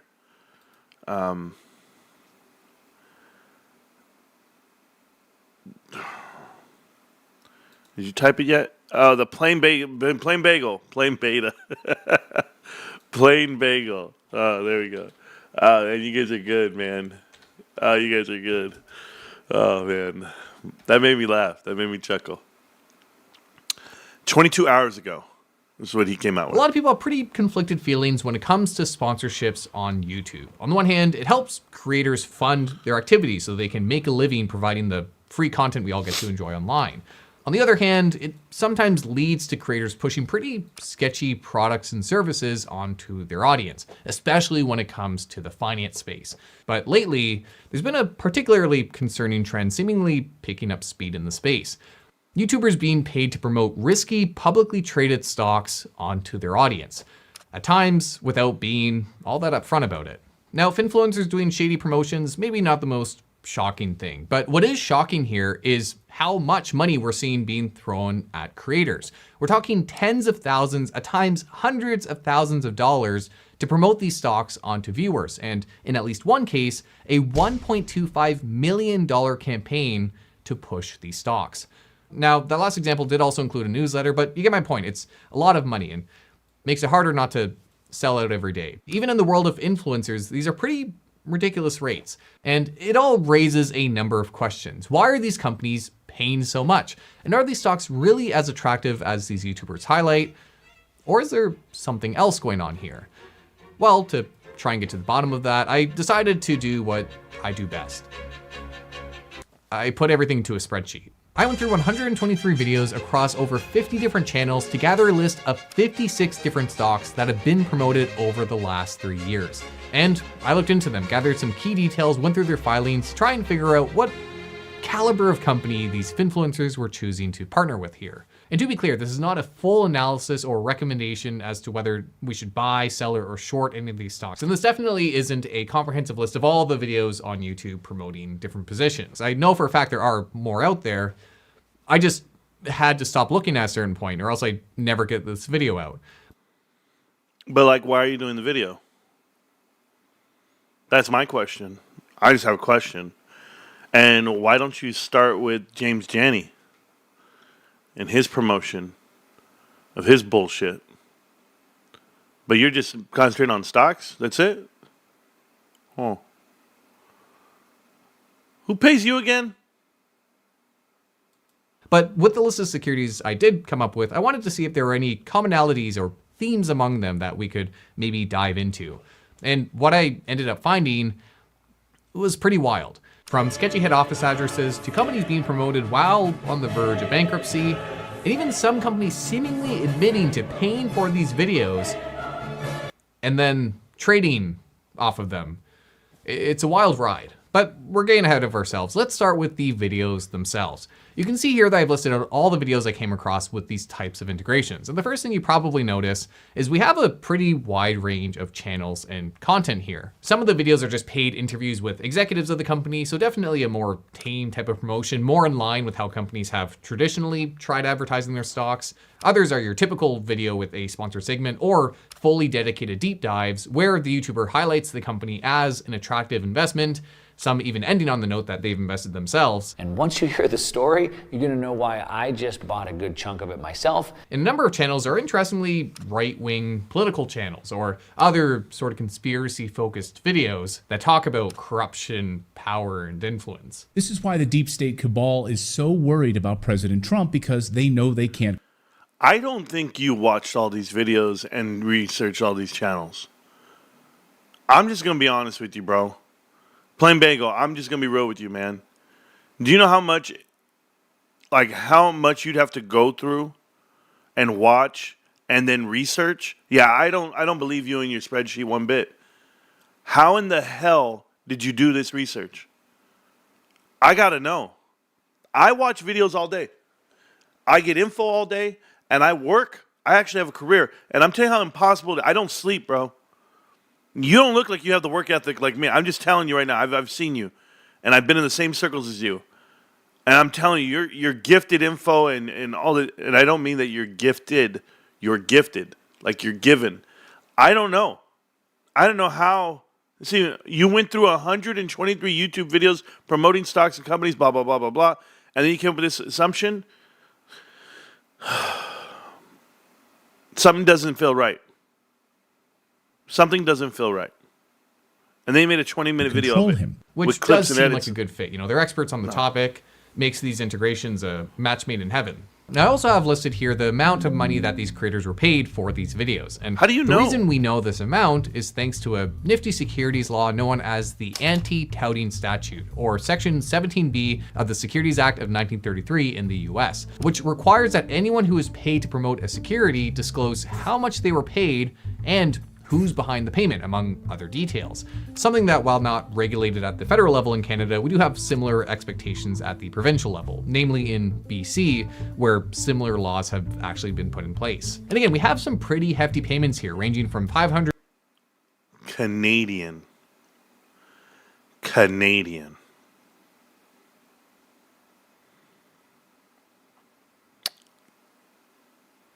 You know, Richard, this is one of those days, man, where I just call out the bullshit when I see it, and I won't even indulge in it. I'm not going to do what you expect me to do on this one. Nah. The video's too cookie cut. It's too fed. It's not the right way. You see this right here? Blackstone. Yes, the Blackstone, private equity firm, the largest in the world. Blackstone faces foreclosure on $275 million hotel portfolio. And they're closing on these assets, okay? And they're going to come out and they're going to get them. But here's the thing about this. This is a clear indicator that the commercial real estate footprint is under duress. Now, you guys should be aware, if Blackstone's falling apart on their portfolio, everyone else is about to fall apart as well. I'm just letting you know. That's how I read that headline. The real deal, real estate news. Blackstone faces foreclosure. I would run. Me personally.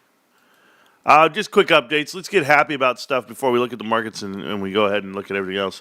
Here's my position. Yes, it's green. Feel great. $25,000 in my account. GameStop's green right now. Looking great. Appreciate you. And here's GameStop. GameStop has some really good deals. And we're looking at holiday deals. That's a new tab right there. Holiday deals. Ooh, let me read that. So the holiday. Oh, great! I love this. This is actually the Black Friday and Cyber Monday deals. They're still here. Look at this. They're under holiday deals. I love it. Keep it going. Keep it going. Keep them going, guys. I love the deals. Thank you. Graded trading cards. They're there. Plenty of cards out there to go grab. Oh, new ones. This is all new. Yes. Yes, I love it. What's how many? 3,300. Oh, they sold 100 since I started my show. Keep going. Keep going, guys. I know it looks great. It looks great. Here's the chart. GameStop. Oh, how do you do it? How do you do it, GameStop? Is it just like, hey, Marantz is awake, so we're going to go up. That's just what we're going to do. Marantz is up. I know. It was $26 this morning. Anybody know this? At 6 o'clock today, it was at 20. It was like at 5:45. It was like $6, $26. There it goes. There it is. Hey, and there, it's overvalued at $30 a share. Oh my God. Hey, why didn't I get to buy the dip at 26 and at 27, man? Why don't I just average down? What's going on here? How are you just able to keep buying? Oh, don't worry. The market's not going green today. Or is it? Retraction on the whole market, which is fine. I don't care about the market. I care about GameStop. Look at this bad boy. Oh, it's testing. Oh, it's testing these levels. Oh, here's 30. Oh, we still got room to go. Yep, 1 hour chart still going. You guys, you want this? You don't want this purple to fall down below the 200, do you? Let's see how it looks. No, it's not going to. Not on the daily. Not on the daily. Remember, it crossed over. Once it crosses over, it's all she wrote. Boom, it's gone. So it's still going up with the trend. It's not coming down. It's going to go up. It's going to spread apart. It's going to keep going. Just keep going. I like it. How about on the weekly? Curving up. It's curling. We're getting bullish. Just so that we're clear. When this purple line goes below the orange line, that's when the stock goes down. Okay? When it starts curling and it passes, the golden cross. Fireworks. And then it curls down, and then it comes under, right? And when it goes under, the stock goes down. Oh, the stock goes down. But when it starts curling and it goes past it, it's coming, bros. Oh, she'll be coming around the mountain when she comes. Yes, that's GameStop. Oh, I feel so good. Don't worry. That was the weekly, guys, on the weekly chart. The things are happening. I like it. A lot. Yes, go. Go, GameStop. Marantz doesn't know what he's talking about. Just go. Just go for no reason. Don't explain it to people. Just don't. These guys want explanations. No, my chat doesn't update. What the hell am I going to do with you, Ammo? Guys, there's Ammo right there. ESO is Ammo. Don't ever forget. That's my boy. Redacted is decent. Oh, is that it? He's a phony, baloney. He's the kind of guy that voted for... He's not American. Stop that, guys. They don't vote for us. The Plain Bagel is one of those guys that does a pencil dive at a public pool. Yo. David Smith. What is that? A pencil dive? What is that? What's wrong with it? Or is that where you jump up and you just like go in? At a public pool. I ever tell you about my time on a public pool, on a diving board? See, I grew up where my neighbors had a pool. And I don't say my neighbors did have a pool, yes, but forget them. We used to go visit my grandmother every weekend. Me and Reek, we go do our thing. And our grandparents had a brick wall with fancy. It had like holes in the brick wall, real fancy. But now I think about it, it's kind of spooky. But they had these things where you could climb over the brick wall and you can go into the neighbor's house. Well, the neighbors, we wouldn't know if they were home or not. We didn't care. We would climb the fence and go swimming in their pool. That's how ghetto we were. Can you imagine coming home and you see the neighbor's kids in your pool? You'd be like, what? Bro, we used to hop that wall and go swimming in their pool. Then it would be, we got in trouble. So then we'd go knock on the door and say, is it okay if we go swimming in your pool? And then they would be like, yes. Could you imagine? We drown in their pool? No, I mean, it didn't happen. We were crazy. And that pool was 9 feet deep. It was not like the pools you see today, these little fashion pools. No, this shit was deep. It was crazy, but it was clean. I don't know how it stayed so clean all the time. Anyway, they had a slide. And you guys don't know how to use a slide. You got to put water on it before you go on it. you will lose your skin. And certainly when it's 120 degrees outside. And this pool wasn't cold, it was hot. Because it's hot as hell outside. But anyway, swimming in someone else's pool. That's pretty cool. That's how ghetto we were. All right, I'm just curious. That's it. You guys ever done it? No? Okay. Maybe just me? Maybe just me? My neighbor's pool. We had neighbors that had a pool. And Rico and I, we would throw all our old food in it. I swear to God, we were young. We were out there throwing apples and oranges up in that pool.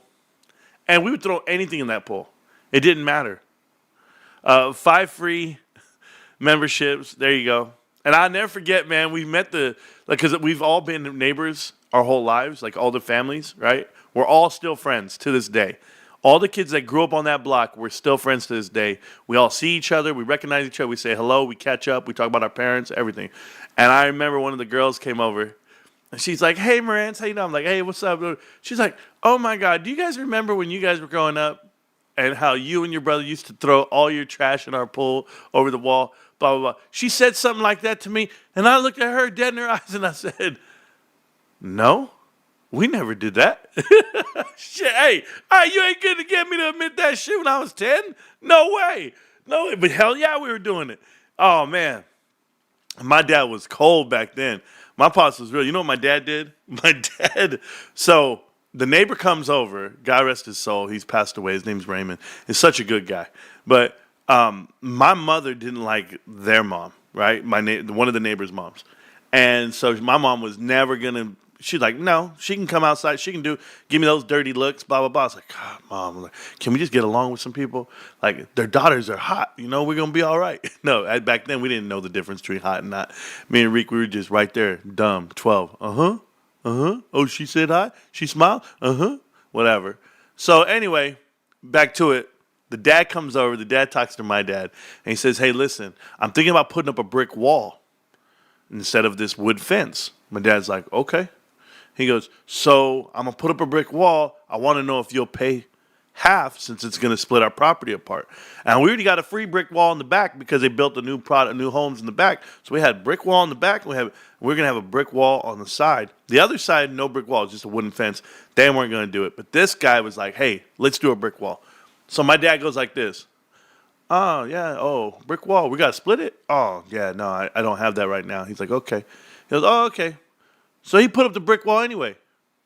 The day they put up the brick wall and it was done, my dad sent us out there, me and Rico, with 2 hammers and a trash, start tearing apart that fence. Tear it down.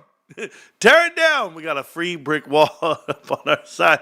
I was like, Dad, are you sure? He said, yeah. He said, tear that shit down. And the thing was, all the grout and everything was the concrete that holds the bricks together was squeezed through, is pushed through on our side, so it didn't have a clean look. So we had to go out there with the chisel and hammers, and we had to break it all off and make it a smooth brick wall. And so we were out there working, bro. Me and Reek, it was fun for us, tearing apart that fence. We got a free brick wall. I said it. 5 free memberships from Funny Spider, guys. Shout out to you guys for getting it. TF, I have to play for my neighbor's idea. The F I have to pay for my neighbor. Yeah, you see, you don't understand, Carter. No, man. Back then, they tried to talk it out. Like, hey, you, what do you think? You think we should do this? My dad wanted a brick wall so bad. He was like, yeah, but I ain't paying for it. Oh, my dad's a gangster. I swear to you. And what were you gonna say? What were you gonna say when he did that? The kids tore down the fence. My dad was like, yeah, they tore it down. Oh man. You know what my dad was so real. He hated pulling out the trash cans on trash day because you had to pull the trash cans through the garage. And then he had 2 cars. He had DJ equipment. He had all this stuff. You couldn't really get through. You'd have to move a car just to get there because my mom's not waking up early. So he was just like, he was tired of it. So my dad actually built an extension of the backyard.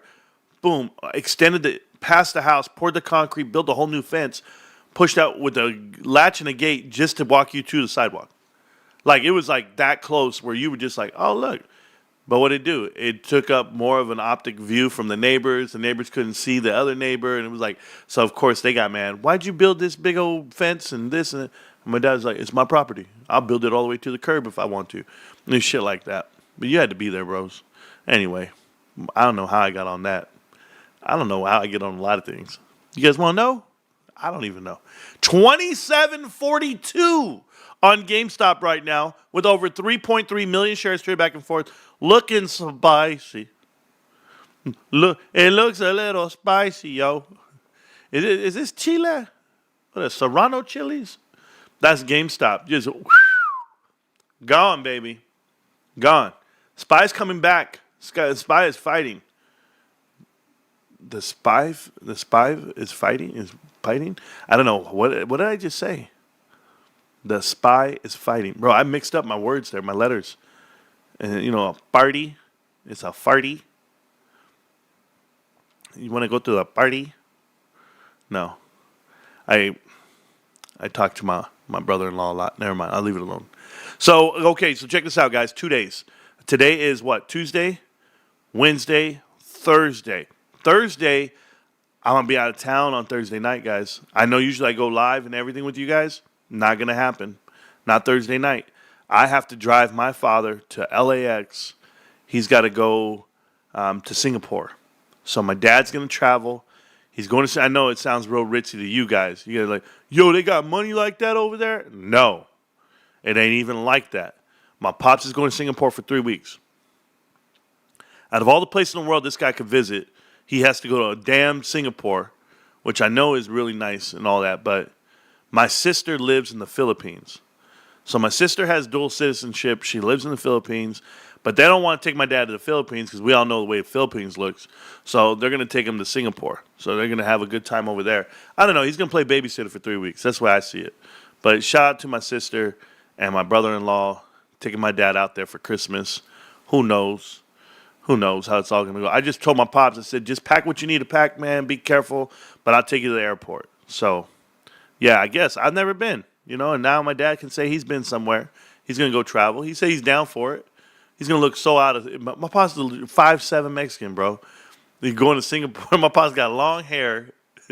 This dude, I said, Pops, I don't know what to wear. I don't know what you're going to look like. I don't know how it's going to come across. But I wish him the best of luck. I do. And he's like, yeah, I'm going to be all right. I don't know. Drink the water, eat the food. I don't know. I don't know yet. So, but shout out to my pops. I hope he travels well. I'll be dropping him off at the airport on Thursday. I get out of work and I got to drive 2.5 hours in the wrong direction. Let me tell you, driving into LA during that time is going to be terrible for some people. Not for me. I love traffic jams. I love traffic. I love all that. Bros, if you can just leave me alone for a little bit, I'll be right there just in my own head. You just don't. I love being in that environment. Just sitting there, just moving the car, just just rocking and chilling and thinking about my next move. That's great. Martial law has been lifted. Okay, it's over? Cool. Bro, Korea's not playing. Korea is not playing. NDX. Why do I even care about NDX? I don't. I get all these updates for like stocks that we talked about in the past. Like, let's go look at my watch list real quick. So, MicroStrategies, you guys know the way I feel about it. Big on MicroStrategies. And then there's MicroStrategy. Isn't that a good name for a computer company? Know what we're talking about? Super Micro is the other one, right? So 95,000 here on Bitcoin came down. It never touched 100 grand like people thought it would. It's hard to hit the psychological highs. CVS, same thing, down in the dumps, still taking a dump. I mean, it's just not there. You're going to see this 200-day moving average is going to come down, and the 50 is going to go up. So maybe it should pop back up. We'll see how it goes. It's possible for a short run. You're looking for a short run to get in there. Qualcomm, not necessarily what you want right now. It looks like it's going to keep coming down. Not looking good for Qualcomm. I'm just telling you now, 163, I think it keeps coming down, but that's what the indicators tell me. Supermicro, same thing, coming all the way down, falling to bits and pieces. It has so much room to recover. It's a hard recovery to make. If you can consolidate right here at these levels, if you can hold 37, you'll be okay, but it's a tough mix to be in right now. Microsoft taking off. Microsoft looking good. You see this right here? Look at this setup. You see it here. This is the compression. This is where you get choppy, and this is where you break out eventually when it gets tight enough, and you can break off towards the upside. I've seen that same rhyme and reason in a stock plenty of times. Looking at the daily, let's go look at the weekly. Look at this. You think this company has a problem? This company doesn't have a problem. This company doesn't care. Yeah, it's doing well. It's bouncing right off the 50-day. There's nothing to worry about here at Microsoft. That's it. That looks like a good investment for some people. Meta all-time high, doing what it does. It's stepped up. Meta's going to be the company that survives and wins. I've seen their partnerships with Ray-Ban. I've seen their partnerships with, this Oculus and AI and all the money they put into it. Meta's a different type of company. $1.5 trillion market cap. I think it can go higher. And I wouldn't be surprised if Meta's touching 750 by next year. And they're pushing towards $2 trillion. I'm sorry, $2 trillion is what it can get up to. So I'm looking at Meta, and I think it's really good for what it is. Root, I'm not a fan of. All the insiders are selling, and they should, because that 118 number is a pop that's not real for the earnings. These are just not real numbers for me. Root, I don't like Root one bit, and I don't support it. DJT, don't support that either, but I will tell you what I do support, in a way, is the fact that certain people in this administration are pushing out short sellers, and Citadel attacked these companies, and there's going to be maybe some resolve, maybe some, at the very end, maybe it all comes together, but we'll see how it all works out. You got to show me a business that actually makes money. You can't do just DJT, here's the valuation. I'll tell you why you can't do it that way. It's the whole I don't trust Elon Musk factor, right? If you guys are not familiar, Elon Musk has SpaceX, and they're selling shares right now privately with valuation of $350 billion for SpaceX. And when you sell things in private and you give up this value, what is it really worth? Like, I think about how Elon Musk bought Twitter. And he bought it for $40 billion, and he did this deal, and everyone was ready to do it. And it was to a point where they wouldn't let him back out of the deal. Because even he realized, hey, this is what I'm buying. This is, like, what's the value of buying something for $40 billion, and it's only, right now, just got a price target of $12 billion. They give it a valuation of $12 billion. He's upside down $22 billion. How do you get it back? Or even more than that, I'm so sorry, $28 billion. He's short. But he gets it back on other investments. He gets it back on promoting truth. He gets it back on having a political footprint and standing shoulder to shoulder with Donald Trump. Like, that's all worth more than the investment itself. So I know that the Delaware banks or the Delaware courts went ahead and bounced back Tesla's proposal for Elon Musk as far as what he gets paid, compensation. He's looking to get compensated $58 billion worth of stock and cash. And $58 billion for any payment of any kind for any company is too much. It's too much, and they say, well, what do you mean, Marantz? Is his creation? Is his this or that? No, I don't know who okayed for him to get paid that much. I don't know who said it was going to be a good idea, but no way should Tesla, this company here, be paying that much money. They don't pay a dividend. They have 3.2 billion shareholders in the world.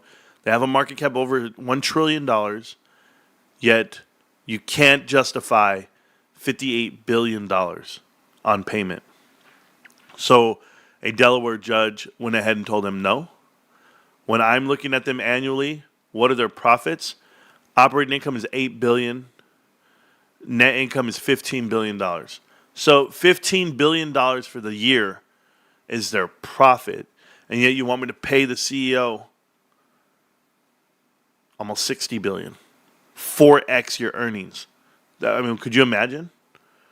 Could you imagine? I can't. So, yeah, they're going to have to miss me with that bullshit. But here's GameStop. Get it. Looking good. Holding on the 5-minute. And there's the 1 minute. Just looking healthy. Healthy moves here, guys. GameStop touched all the way to 27.59 with 3.47 million shares traded. $58 billion was the agreement. That is wild, bro. Zuckerberg is on the right time. Sure. Got 3 used games for the price of 2 yesterday. Ray, that's amazing. Great food, great people. Yeah. Yeah. You know, speaking of great food and great people, I will be at the Tamale Festival on Saturday, December 7th, I want to say. Yeah, December 7th. Right? Saturday, yeah. So I'll be there. My wife and I will be filming our giveaway. We're going to be giving away everything. Give away so much. And I just want to say thank you to the channel. Another thing that I just got. Ooh. Oh, it's over here. I thought it wasn't in here. Watch this.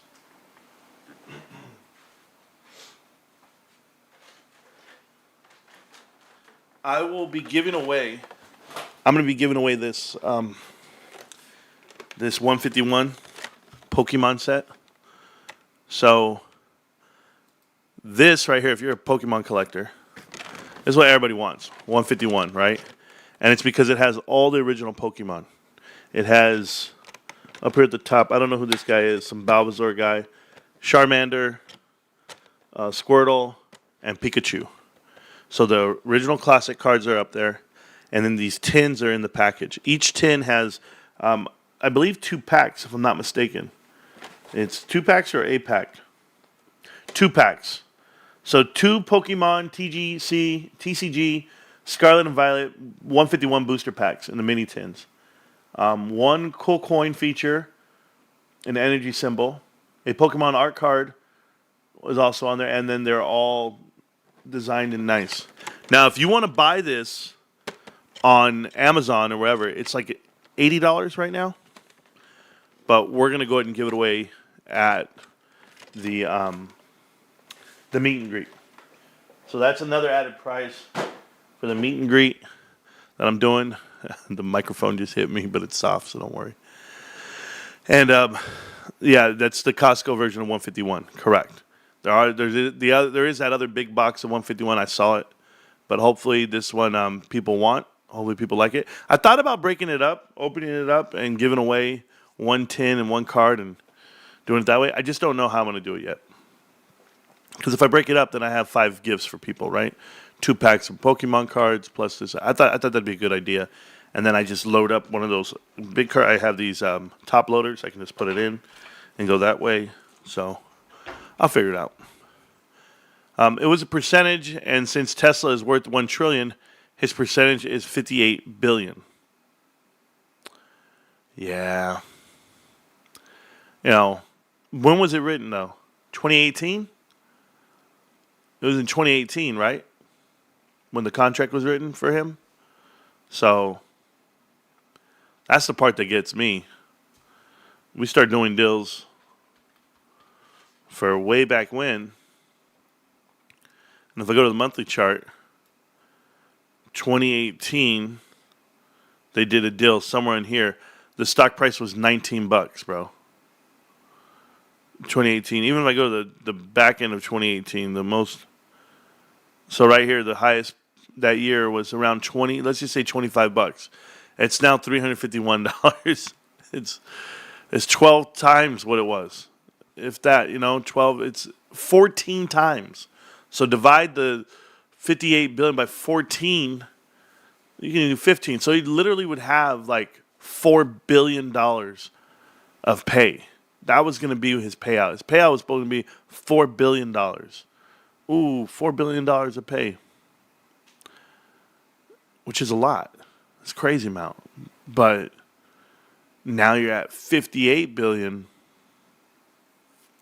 At some point it gets ridiculous, right? I'm just saying. Texas right here. We were talking about them. Texas Pacific Land. I saw Jim Cramer say that it's a good buy. It's a good investment to have. I read it. I just read it yesterday. I hear Jim Cramer talk, bro. I just run the other way. That's how bad it is for me with Jimmy. But if he ever puts your name in his mouth, it's not good. Don't say Marantz Rantz. That's all I can tell you, Jim Cramer. All right. A 1 hour chart, we're fine. 30-minute, we're fine. We're approaching. You're doing great right there on the 5 minute. This is a 1 minute, bros. Look at this. test it, touch it. Let's see how far we go. There's some real support right down here at $27. Real support at 27, and it's okay. I'm bouncing right off of it, so we're looking good. But thank you guys for that. Break up the 151. I think the packs alone are worth about $8 to $9 a piece. It would be awesome giveaway if you spread the love. Yeah, Juan.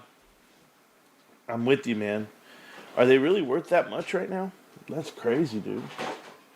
There's 10 packs in here. There's 10 packs in here. And, what the hell? I'm here for the kids, bro.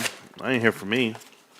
You can imagine you give this to a kid who doesn't even know what it is? That's the part that pisses me off. Every time I give away something, like when we were in Vegas and we gave away the Pikachu, the Pokemon, the Charmander thing, I knew that dude knew what Pokemon was because he went crazy. He was like, yo, this is so tight. So awesome. So this one here, oh yeah. Give away all this stuff. I'll put all these cards in the plastic. Charmander. You know, I know a lot. I know these are like famous. Like everybody wants them because everybody has them. But we'll get them going. Pikachu. A Pikachu card right here. Add collection of the 151s. Oh, you mean you want me to rip it right now? Rip the card. I never thought about that. Rip them and then just give them away, and who cares, right? You know what, guys? What the hell? Because I don't know what a good 151 card is. I don't know what it would be. I'm giving them away. I don't care. If you get the Charizard, they go for $300. Really? I wouldn't keep it. I would just send it in to get graded. That's what I would do. Oh, man. Oh, man. Hold up. Sorry. I dropped the pack. I dropped one of the tins. Oh, man. I'm debating right now. Yeah, I'm debating. Let's see. You know me. I give away stuff, guys. I'm not trying to. It's not for me. But giving it away, which I still will do. I'm giving all this away, by the way. Even if I go get it graded, I would just trade it into GameStop. I wouldn't keep it myself. So here's a Balbazar card. I got Balbazar. We're going to give that one away for sure. Kids are going to get that one. Someone's going to get this card. I think people know what that is. Balbazar. I don't know his name. So he's there. Is GameStop going anywhere right now? The stock? Okay, it's good. It's $27. All right, cool. You guys, say in the chat if it goes anywhere, okay? But right there, boom. I thought the chart was up this whole time. I'm over here clicking on the chart. I thought you saw it. Okay. So put that one in the box. That one's going to somebody. Next card is going to be Squirtle. Squirty. What's up, Squirtle? Squirtle's going to go. It's going away. Some kid's going to get that at the damn Tamale Festival. You guys might want to go. If you're an adult and you guys want this stuff, don't worry. It doesn't only have to be kids. I gladly give it to an adult. Because adults know. Like, I have friends. I have these friends of mine that I talk to occasionally. And now all of a sudden I talked to my cousin.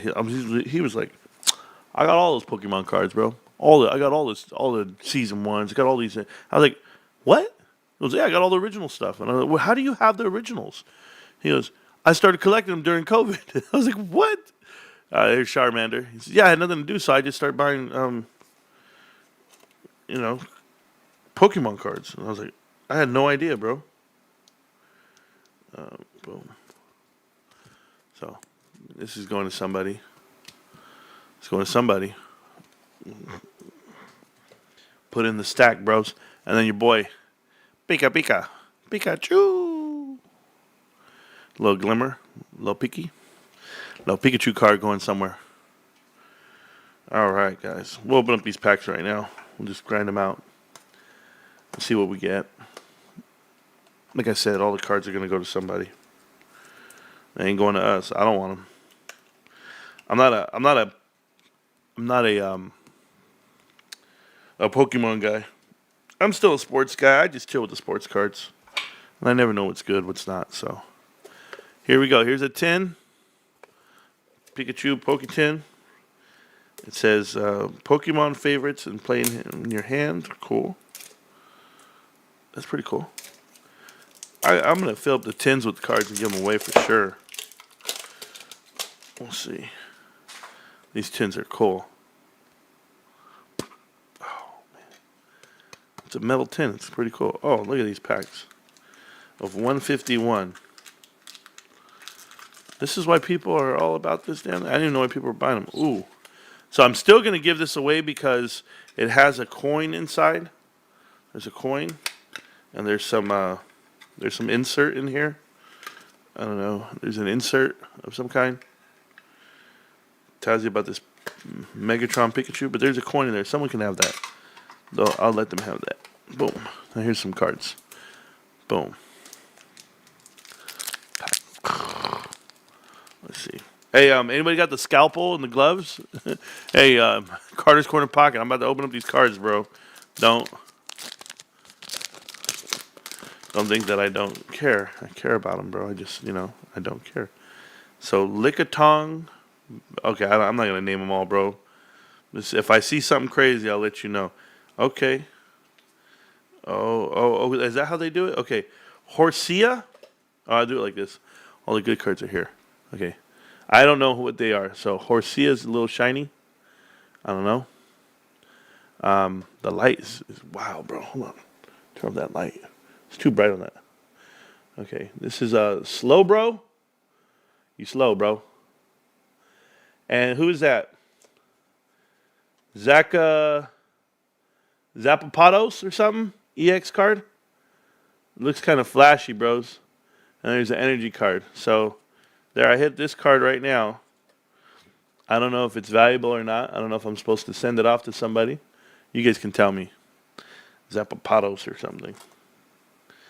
Right in the first pack, bros. Sorry it's so dark in here, but we'll do it a different way. I'll do it a different way. It's not bright enough. I can't see anything I'm doing. So there's a card. There's one. Let's see if you guys tell me. He's a legendary. Let's go. So this guy's good. So that one's good. So that's a good one here. All right. So keep this. We'll send it out. I'll find out if I can send it out. I'll find out if it's worth sending out. I'll put in the stack of maybe. All the rest of them I put them into these my penny sleeves. I have penny sleeves for everything. I'll put it back into the tin, to be honest with you. And then I'll add a card in there. I'll add one of these one of those cards that I put in the top loaders. I'll put one in to each tin. So this one's going to get Squirtle. Let's see. Squirtle doesn't fit in the top. I'm going to take the top loader off.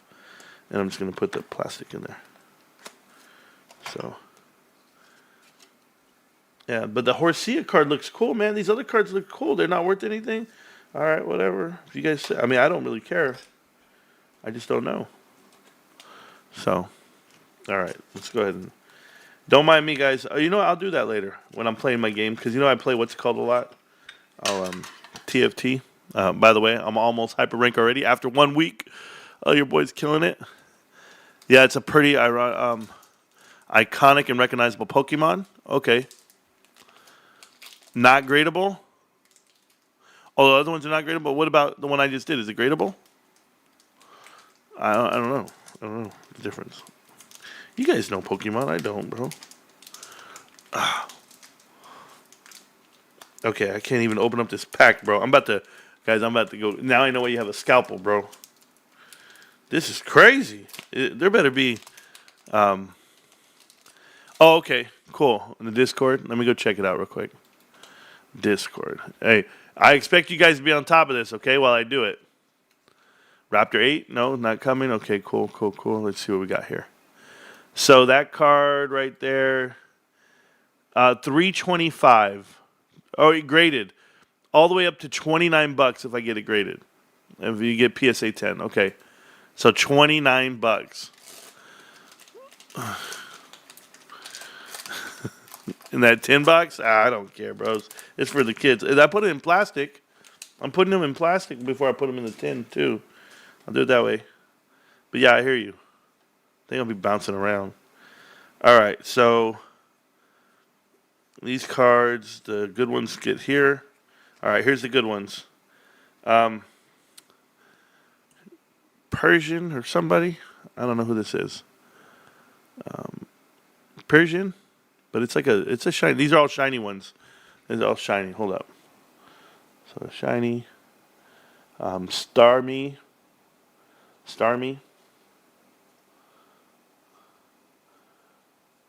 Articuno or something. And energy card. And that's it. Nothing major. So bunch of nothing in the pack. But some Starmie stuff. I don't know. They were shiny. Those 3 cards were shiny, bros. I'm not even joking with you. Okay, so that tin's done. Actually had a good card in there. That's pretty cool. It's going to somebody. I swear to you, it's going to somebody. I just remembered as a kid, the Game Boy had an island, catch him, high rank. Oh, is he one of them? Articuno? He's good?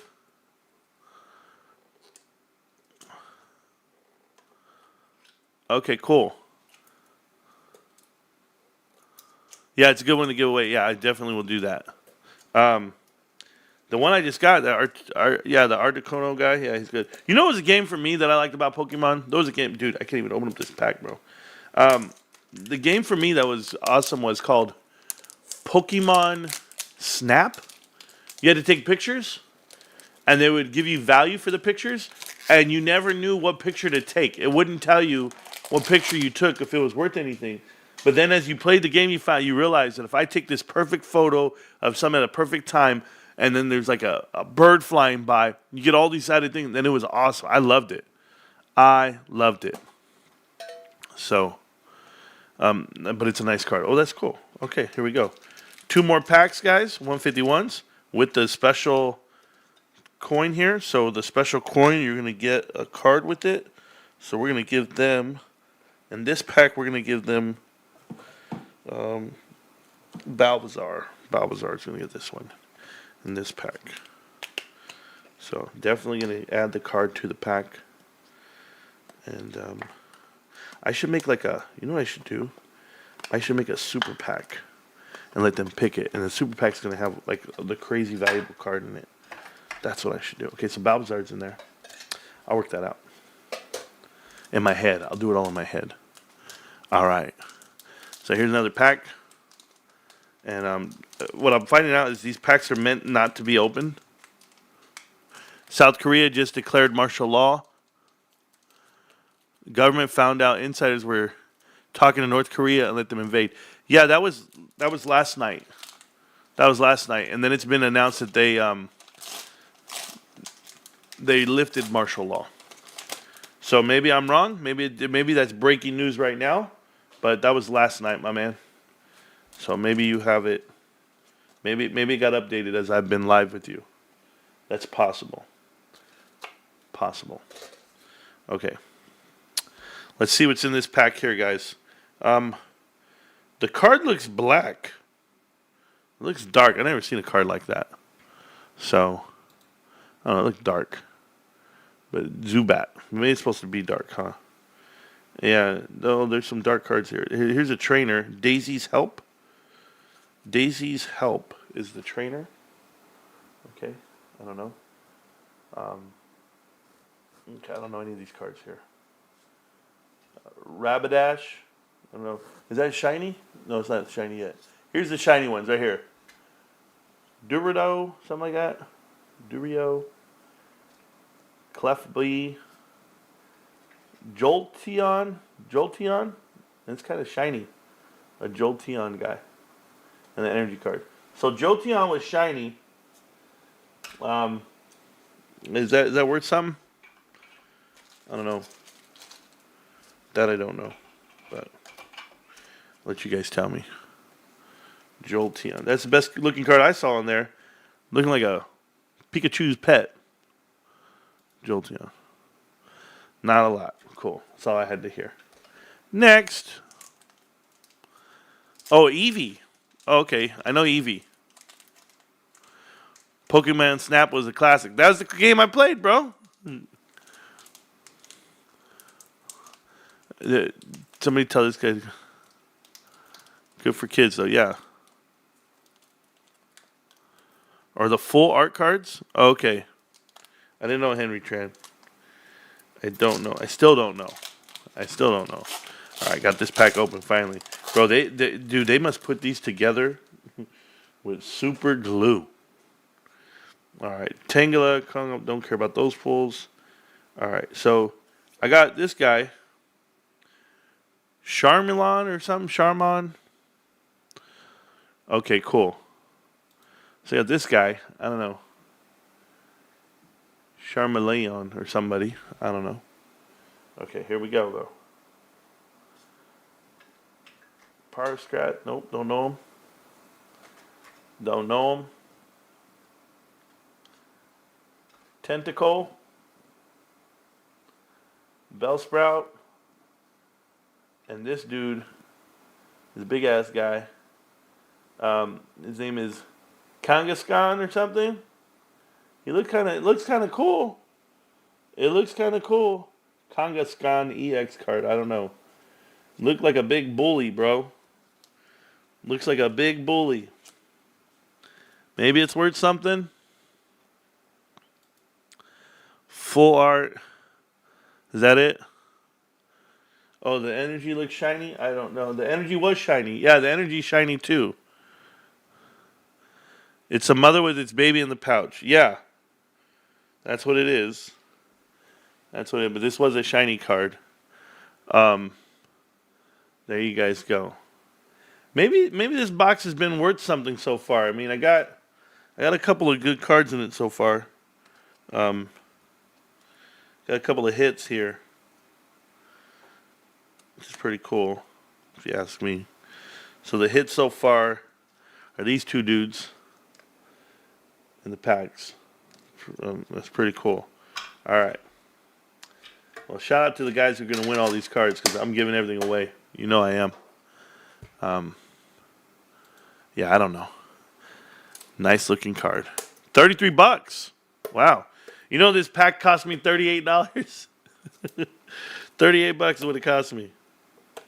So, with all these cards I'm getting, with the tins and stuff, and I can't believe how they wrap this with the plastic they wrap it with, bro. Holy hell! Like who's breaking in? Where's my blade at, bro? I didn't have a blade to get this open, but I'm telling you right now. Oh my god, that is so real, bro. Like, you couldn't break into this if you wanted to. All right. 2 packs coming out of here. 151s. They're in tight. Got it. Ooh, I like the coin. The coin in here look cool. It's green. Let's add a card to the box. I got Pikachu left. And where did the other card go? Oh, it's right here. And Charmander. So I'm going to give them Charmander. They're going to get a free Charmander card in there. For sure. But I'm going to make one of these packs a God pack for sure. You'll see what I mean by that. I'm going to add more cards to it. I'm going to add these nice looking cards over here. Investing in GameStop, invest in Pokemon. Pokemon is booming at the moment. Yeah. Yep, they are. GameStop's it, bro. Wait till you get the new packs of cards coming out. The new set comes out in January. Apparently it's going to be everything, so everyone's buying it. Here we go. All right, guys. Let's see what we got here. So I don't care about the Krabbies and stuff. All the regular cards, no. Nippo Queen, don't care. Nipple Queen. I got it. Okay, here we go. We'll start here. Big air balloon. Yeah, big air balloon is the trainer. Don't care about that. I got a real Pikachu card. Is that different than the other one? Or is that the same? Hold on. Oh, it's the bait. No, it's almost the same. Where will it say something different at the bottom? Hold on. One's wrist. Yeah, so you got your own Pikachu card in here. It looks like the same, so they're going to get both. Wow, that's cool. Another trainer. Is this guy shiny? Giovanni? Electrode. A ball. Some electrode ball. Basic energy. So electrode ball is cool. So you got a Pikachu. That was it. So electrode ball. Looks kind of cool, if you ask me. The electrode ball. Yeah, this one's good. It looks cool, man. So they got Pikachu and that. Electrode.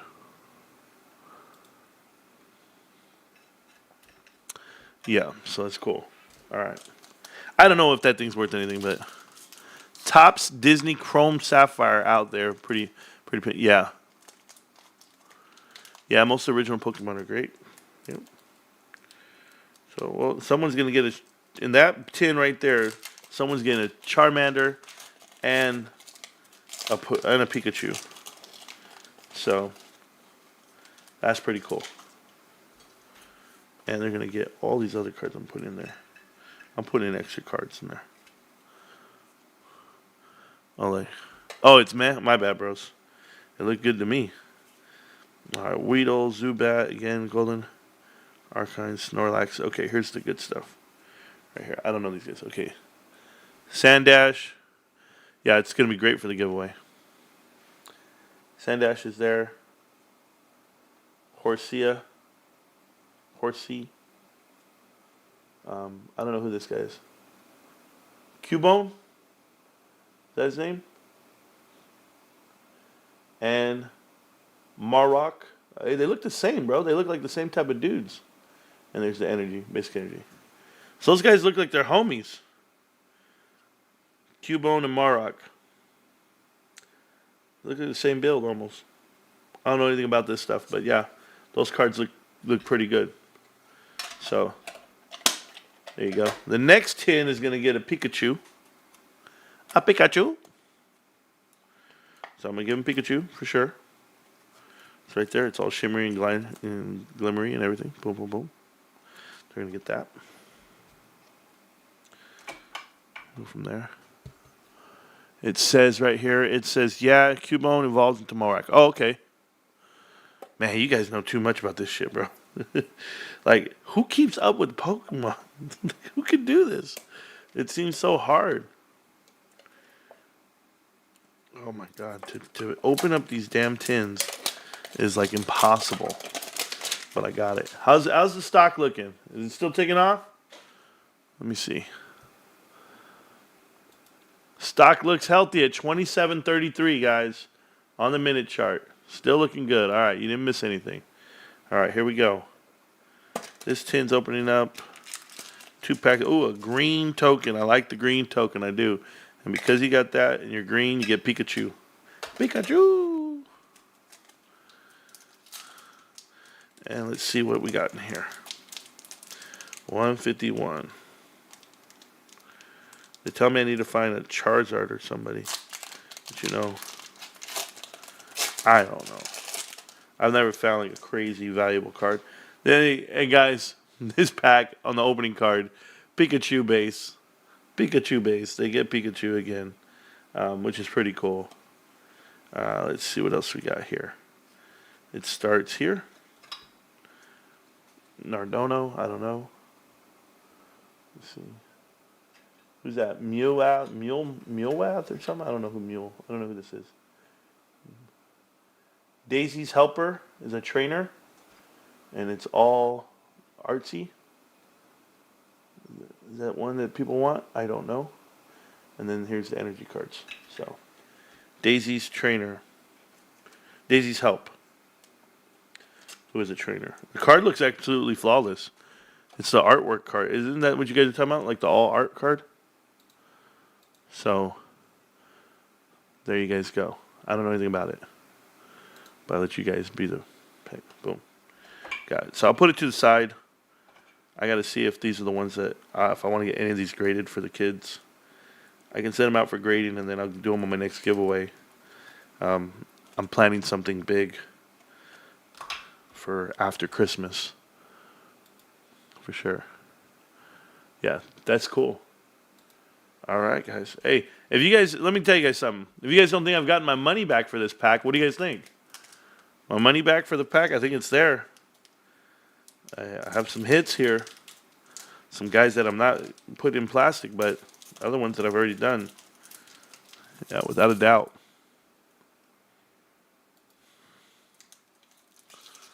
Not bad. Not bad, Hercules. Can only get better. Remember, the value goes up the longer you hang on to it. All right, so here we go. So we got leftovers. Okay, leftovers. We got Persian, that Persian cat guy. Eevee, Eevee, kind of shiny. Eevee, I know Eevee. Eevee's cute. Velosaur,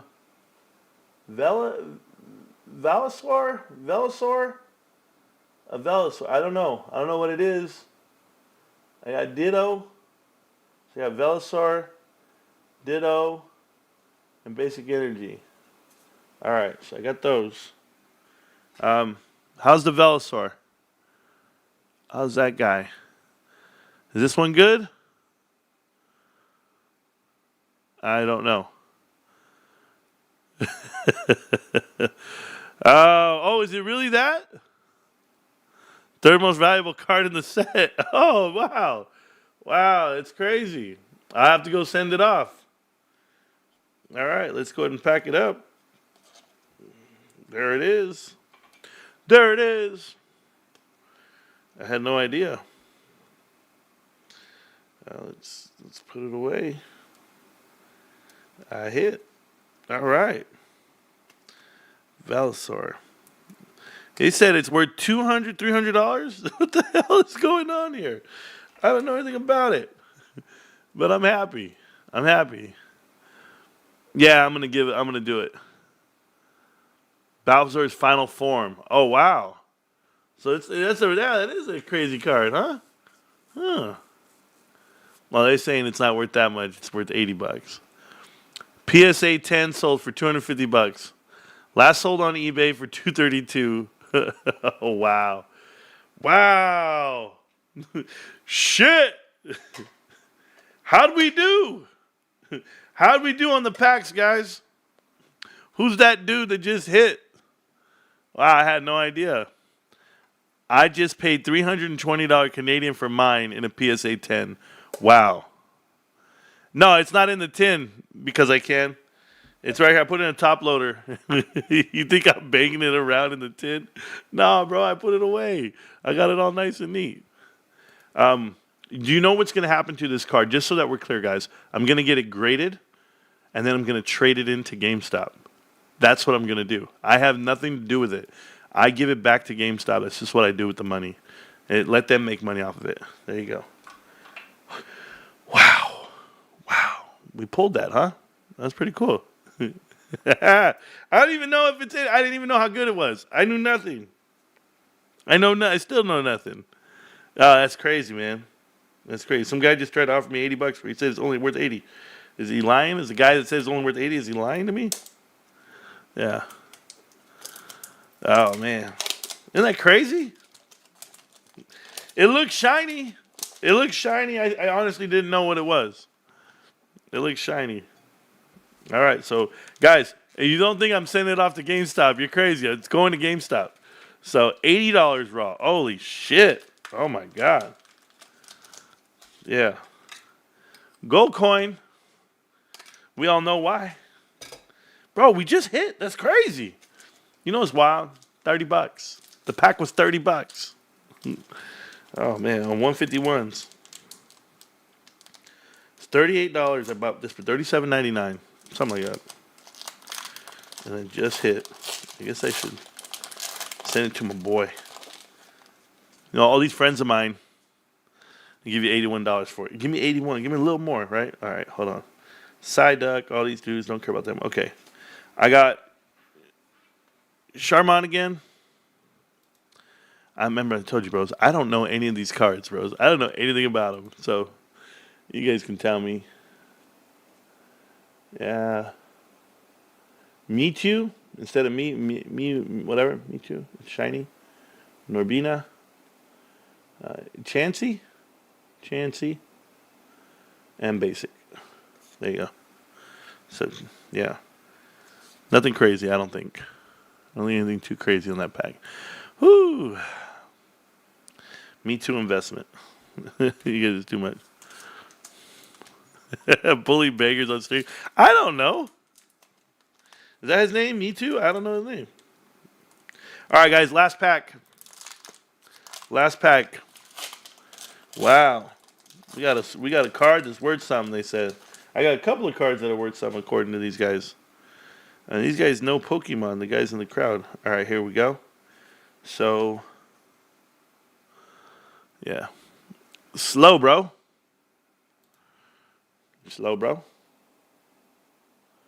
Hey, slow, bro. A.K.A. Donahue George. Okay, slow, bro. Pontia? Ponita? Whatever, shiny. Jingar? I don't know.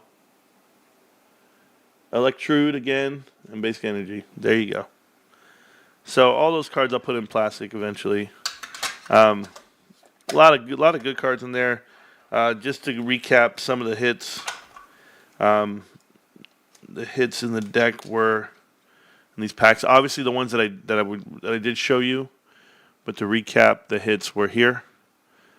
They're going to Reverse Halo Pikachu, $2 raw, $10. Oh wow. Okay, so Zapdos. I thought that was gonna be the best card that we pulled out of any of the packs. To be honest with you, I was like, wow. And it came out the first pack.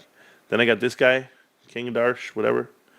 This awesome trainer, Daisy's Help, and then of course, Velvesaur, Venusar, whatever the hell their names are. I don't know, but all this is gonna go to PSA and get graded. Definitely this one. So I don't know if I need to get these other ones graded. I'll check them out one more last time. But, yeah. There you go. Signing off going to work. Have a great day, Marantz Chatted, brother. Yeah. Me Too's $20. Is that what it is, Danny G? Somebody's going to get it. It's a valuable card in there. But I'm going to send this one to my boy. He's gonna say I'm crazy, watch. Cause my boy's like one of these Pokemon guys. I'm gonna say just hit. Let's see what they say to me.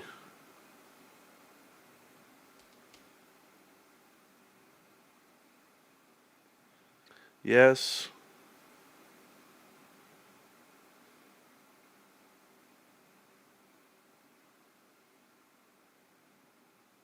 Oh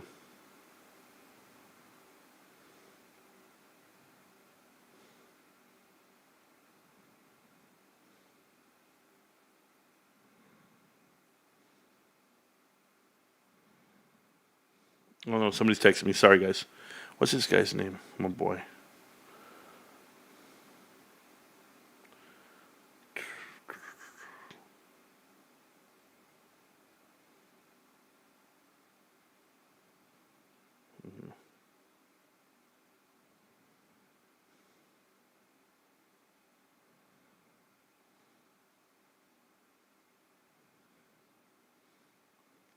All right, so I sent that. Boom, we're good. I don't even send it to my cousin. He's a hater. Raw value of the box around $95 to $100.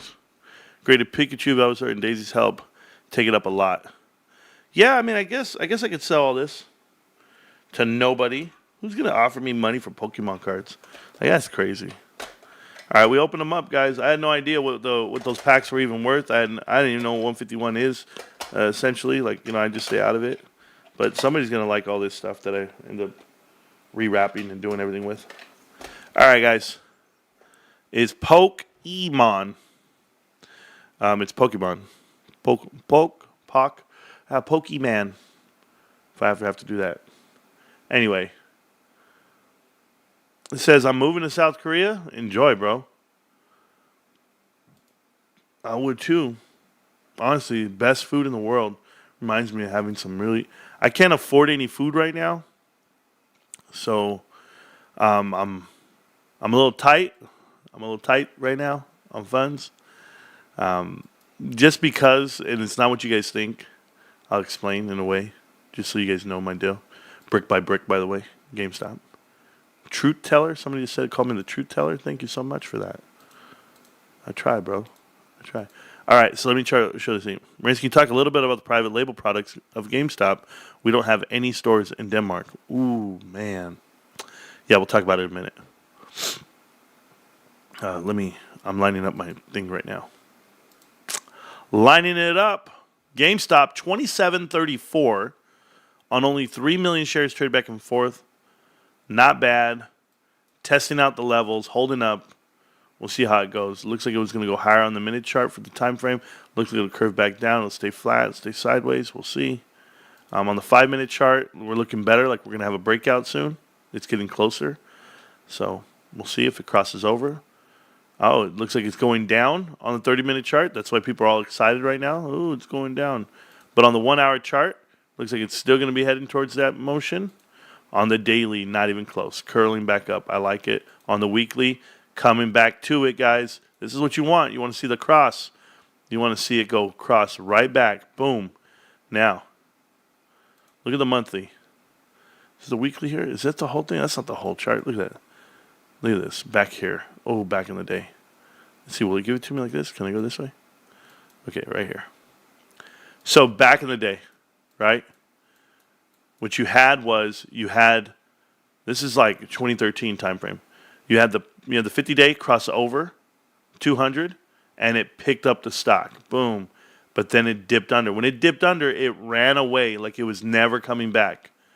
But we bought it back and we fought it and we go over. So this is going to be your run. This is your bullish run. This is everything.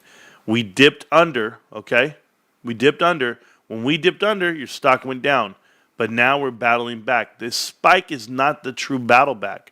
This whole spike time frame was not the actual pop of the stock. It wasn't the pop of GameStop. All this was a chance for GameStop to take advantage of the short sellers and offer shares at the moment. A lot of people are going to ask these questions. Why did GameStop not offer shares at 32? Why didn't they offer at 30? Why didn't they offer at 29 and 28? Because that is not the time. Right now, you're stuck in this little window here. This little window of going down and then eventually exploding out of the zone. This movement took 5 years to happen. 5 years to happen. Let me tell you what it's not going to take this time around. It's not going to take 5 years to happen. It's going to be a split second, and it's going to go gone, out of the market, out of the world. And that's what we're waiting on. You can see the volume here. You can see us break out past. But these two lines are spreading apart. We used this level of support. We bounced off of it naturally. I didn't draw these lines. The stock price did. We bounced off of this level of support, and we're now pushing. And as we push past this 50-day moving average is now our level of resistance and support soon. We're going to be on top of that line. But as this line keeps curving up, keeps coming out of it, it's eventually just going to keep going and going and going. And this one's going to go with the parallel. They're going to go up together. This is how this market runs. This is how the stock looks and lives, and I love it. But on that weekly action, just know it's closing the gap to where we're going to cross over and go even higher. That's what's going to happen. The longer timelines, the longer time frames that it runs out. This was being pushed down, suppressed. Boom. You can suppress it all you want, but now we're going to go together. We're going to take off up out of here. And that's just the nature of it, guys. We look at it all the time. You have these moments where we get pushed down in the stock. We go up, we go back down, right back down. All right, it's suppression. It's suppressed via shorts. They're taking you all the way down to the ground. When you're down low enough, you know what? I've seen enough of this bullshit. We're out of here. And that's what you see. That's the run you see. So we'll see how it runs tight together. We'll see what happens. I'm ready to watch it all happen. But I saw what happened way down here. This was the time frame where you had your 50-day getting close to crossing over, and they push it down. 50-day getting close to crossing over, and they push it down. Then finally it crosses, and there's no going back. Now look at this. They go up together in tandem, just going, just monsters together, and eventually gets shut down and curved out. Well, guess what? Right now, you're in tandem, and you're going to go together like monsters, up and up and up. You'll see. You'll see how it all works out. I mean, I'll be here. Earnings will tell you this. People holding the stock and diamond handing will tell you this. That's what gives it all away. So I hope people pay attention to the chart, to the explanations, to the market itself. But GameStop, if it was moving today, then everybody would be all excited. Oh, my God, look at this. Bill Gates says cow puts off more pollution than a car. The cows. Okay, Bill. I'll lock myself in the garage with a cow overnight. I'll lock yourself in a garage with a car running overnight.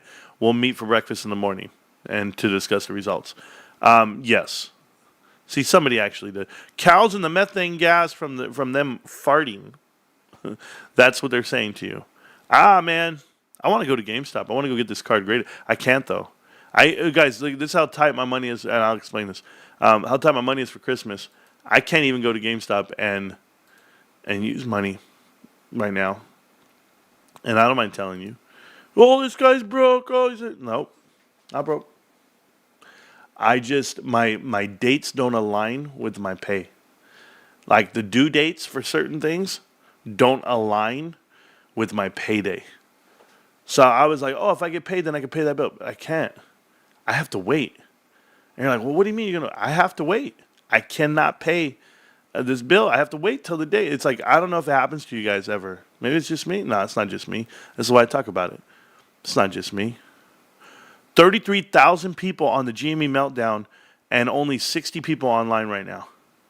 They got nothing to say. They can say, no, you guys, there's nothing here. Does this channel even exist? No. This channel doesn't even exist. Us. Hell, they have a post about Mr. Chungus in our Discord. They clipped it out of our Discord. And it says, he says, I just feel like they have to suppress it this week so those who talked about GameStop during Thanksgiving don't have their families jump into. And then they put into parentheses, they. They have to suppress it. Like they're so mad. But no Marantz Rantz things on here. That's pretty good. We're doing good. We're off the meltdown. They have Hannah on here. This is good. They need her on here. Isn't she part of it? Kai's Malej says, we won. This is Kai's Malej.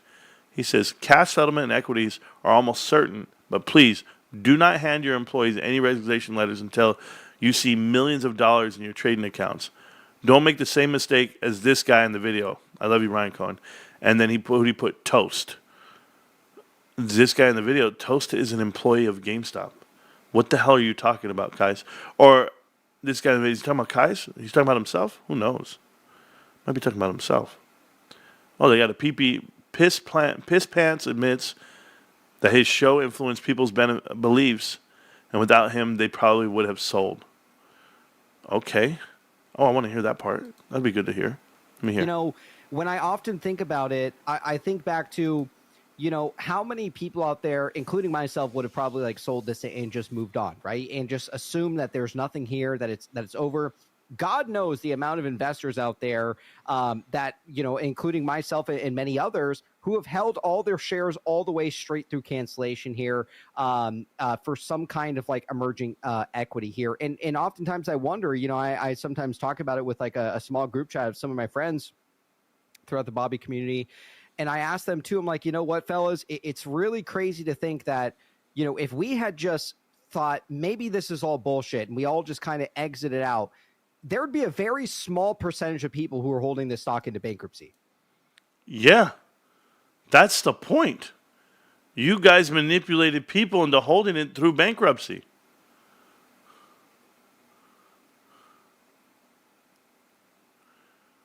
Oh, I found my first post about me. I didn't know. And they're talking about the fact that I only had 33 new subscribers last month. That's what they're talking about. Oh, man, that sucks. He goes, when you're not shadow banned, you're just shadow boring.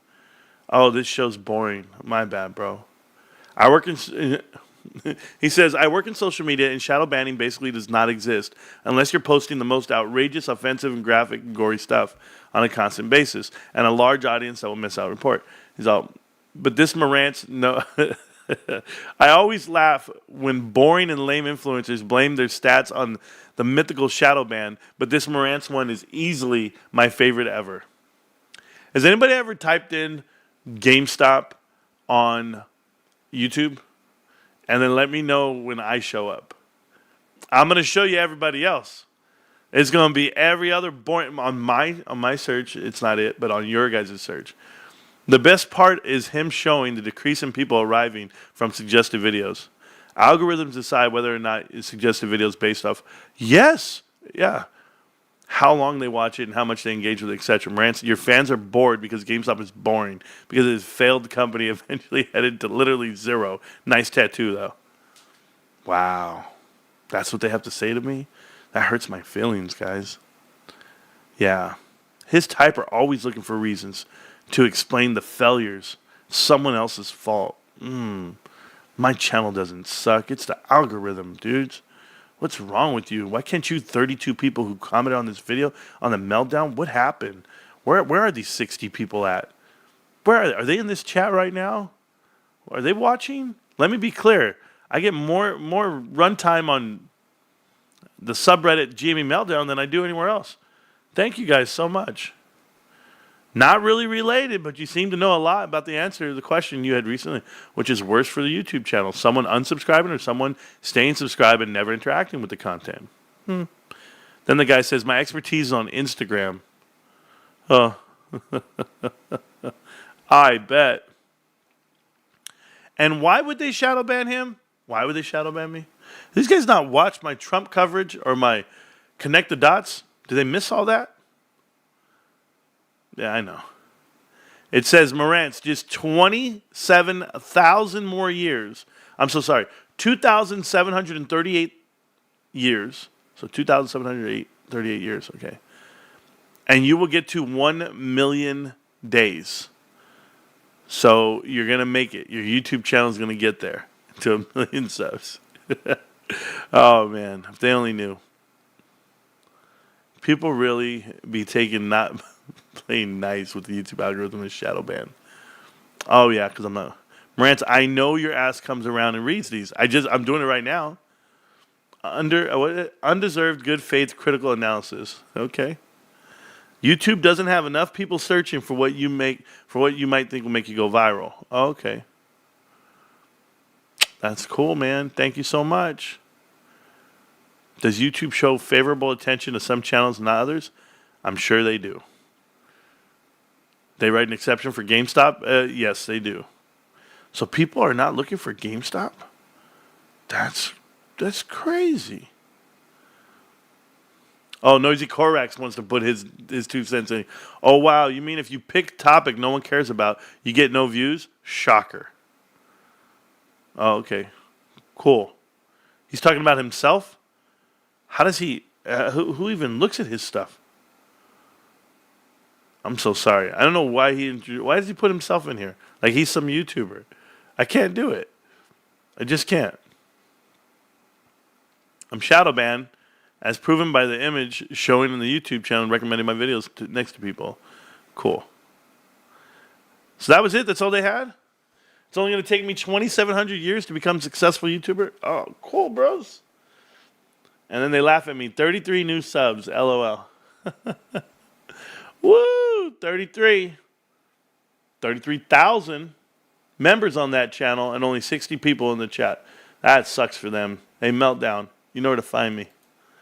Oh, thanks for interacting with me, Meltdown. What would I ever do? Dating a guy who sold his GameStop position, and the female says, I hope I didn't get him pregnant. Oh, okay, cool. I don't even know how to take that right now. You guys are out of line. You guys are out of line. All right, we're good. Why are these guys worried about me, bro? There we go. Jan says, welcome to the GME Elitist. Thank you. Got off today. Yep, the rest of the are not worth grading. Oh, okay, cool. I'll try not to. Okay, private label products.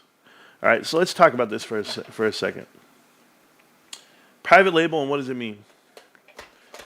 You go to Walmart, and you guys go shopping, and you guys see they have Sam's Club, Sam's Choice, or they'll have President's Choice, or just Choice.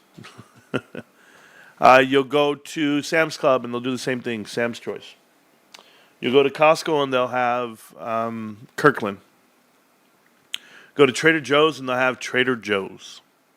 And if you go to GameStop, they'll have GameStop. GameStop. Private label. Private label doesn't necessarily mean that the company is building the products themselves. It means that they've found a way to buy the rights to a similar product of the mainstay, the token product. We would call it the benchmark. So when grading out private label, you usually compare it to the benchmark. The benchmark being Coke. The benchmark being Tito's Vodka, Grey Goose, Tide with cleaning supplies. There's always the main product, the number one most popular product, and then you have the benchmark. That is the benchmark, and then you try to compare to it. And you'll do blind taste tests, you'll do sample, product samples, testing, and then you try to sell it. And you might use better product, you might use better materials. To give an example, the Chromatic Game Boy, right now that just came out for Palmer Luckey and the boys. The Chromatic is something that the Mod Retro came out with, and they're using better products, better materials to recreate a previous product from the past. That gives it durability, that might give it some shine, and that would give it likability. When it comes to private label for GameStop, GameStop has done the same thing that a lot of other people do, where they claim their product is superior to the benchmark. It's just higher grade. It's made better. They infused it better. But when you have private label, a couple of things that you get to have into consideration in your pocket. One is going to be better margins. That's the first thing. You have a better margin spread. You're going to make more money off your product because you're getting at a premium. Logistics, packaging, shipping, all of it comes into play because it's designed specifically for your counter space, your truckload, your pallet. They make it that way, designed box by box, depending on what's going to be easier to transport for you. GameStop has a lot of private label. They have keyboards, mouses, mouse pads. I've seen streaming kits, and then, of course, the accessories for games. They've partnered up with certain companies, which is awesome, which is what you want. But for GameStop, when you walk into the store, just remember two things. I'd rather buy it from GameStop, the company, the private label, or I'd rather buy pre-owned. These are the largest margins for the company. And now that PSA is partnered up with GameStop on that co-branded side, I'd rather buy PSA. The reason why I say I'd rather buy PSA from GameStop is because they wouldn't do the partnership at a loss. Someone's winning, and you're winning, we're winning, we have this partnership. I think just by knowing Ryan Cohen and Larry Chang and the way they do business, they're doing what's beneficial. They're not taking the loss at the door. It's not like a loss leader. This isn't selling, a product, a mainstay product with no increase in value. They found a way to get more out of the reoccurring shopper, the member, by offering a membership above the $15 threshold they used to have. The amount of money you're getting back per month, you're getting $5 back per month when you have this pro membership. That $5 seems not a lot, right? But that's what generates you to the door. That's the loss generator, the $5. So they net $25 up front. They pay you $5 throughout the year, each month, to get you to come back to the store. As they get you to come back to the store, you're going to spend more than $5. You're going to spend more than $10, $20, whatever it may be. You're going to start digging into the margins for the transaction. But it's a better fit for you because not only are you going to save across all fronts, they've already factored in those reward dollars. And they did it, and they did it right. And I've been watching it, and I'm telling you, they know what they're selling. Instead of giving you 5 options on controllers, instead of giving you 10 options on headphones, they're giving you 2. They're allowing you to buy the Turtle Beach and GameStop. Or you're going to get Razer and GameStop.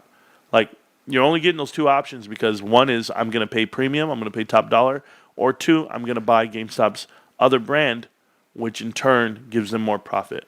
And chances are people are going to pick the more cost efficient option. And that's always been the case in business. So when you can put private label on it, it's great. And you can pocket those dollars, that's right.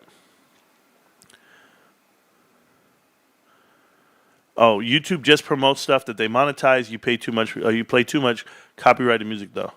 Yeah. My wife says I got to go open up the door for the dogs. Okay, I'm gonna do that. I'm gonna get the dogs in here. And you know what, guys? You're absolutely right. I play too much copyrighted music, and it costs me a lot. It costs me a lot of money.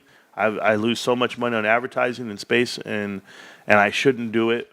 I know that, but you know what, guys? I've never changed the channel. I've never changed the vibe because I'm not here to make dollars off of you. Yeah, I already did the garage, Mom. I just got that message. Wow. My dad's texting me. Oh, I'll put DP in the... I'll do it in a bit. Yeah, that's not a problem. You got him in the ice chest, babe? I thought. The ice chest is cold, man. Okay. Back to the stock. Back to you. Back to doing what I do. All right. Graded trading cards, again. Get the update on it right now. I look for new ones to come out all the time. You know what I should look for?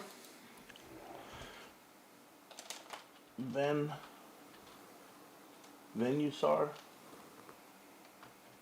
Or Venusar, whatever his name is. I was seeing if they had it for sale. They don't have it for sale. I guess it sells. We'll find out if it sells, bros. We'll find out. Maybe I get a PS5 out of it. I need a PS5 anyway. My son's been asking me to play games with him. Him and his buddy, Colton.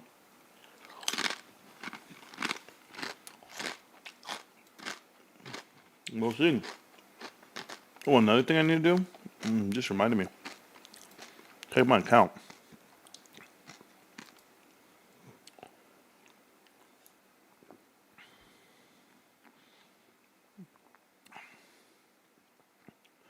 Hey, it says they delivered my package, babe. You gotta check the mail. It says my Caitlin Clark rookie card is in the mail. It's there. So I need to go check the mail when we get off today. I might have a mail key somewhere. I don't know. Yeah.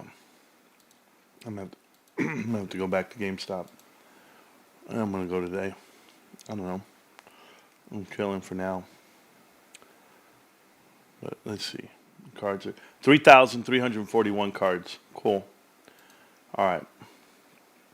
So that's cool. And then my value. I got to check my account again. It just went up as we were talking because GameStop's at $27.41. Yep. There it is. So we broke 25,000 again. So we're over 25,000, which is awesome considering I'm up green on the day. I'm green up on the position. I'm up $2,300. So to be up 25,000, that's pretty cool, man. It means if I had to pull the trigger, something happened in family and life, you know, at least I got 25 racks sitting there waiting for a good time, waiting to pay some bills off, or that'll hold me over for about 6 months, something like that. Doubt it. But he'll triple dip if it's big enough. Oh, will I? Hope everyone's doing well. I'm back again. Mind Games, I hope you got some sleep, man. I hope you did. I sold Pokemon on eBay in the 90s and the 2000s. I wish I had a handful of those cards now. Yeah, Donetta, I know you do. I saw the prices for some of them. Just like the boy who, is dumb. Somebody did a whole video about the guy who bought the pizza for 10,000 Bitcoin. I thought he bought 2 pizzas for 10,000 or 2 pizzas for 10,000 each. I don't know. Let's just say he bought 10,000, right? 10,000 Bitcoin for a pizza, 2 pizzas. And the equivalent of that would be like $1 billion today.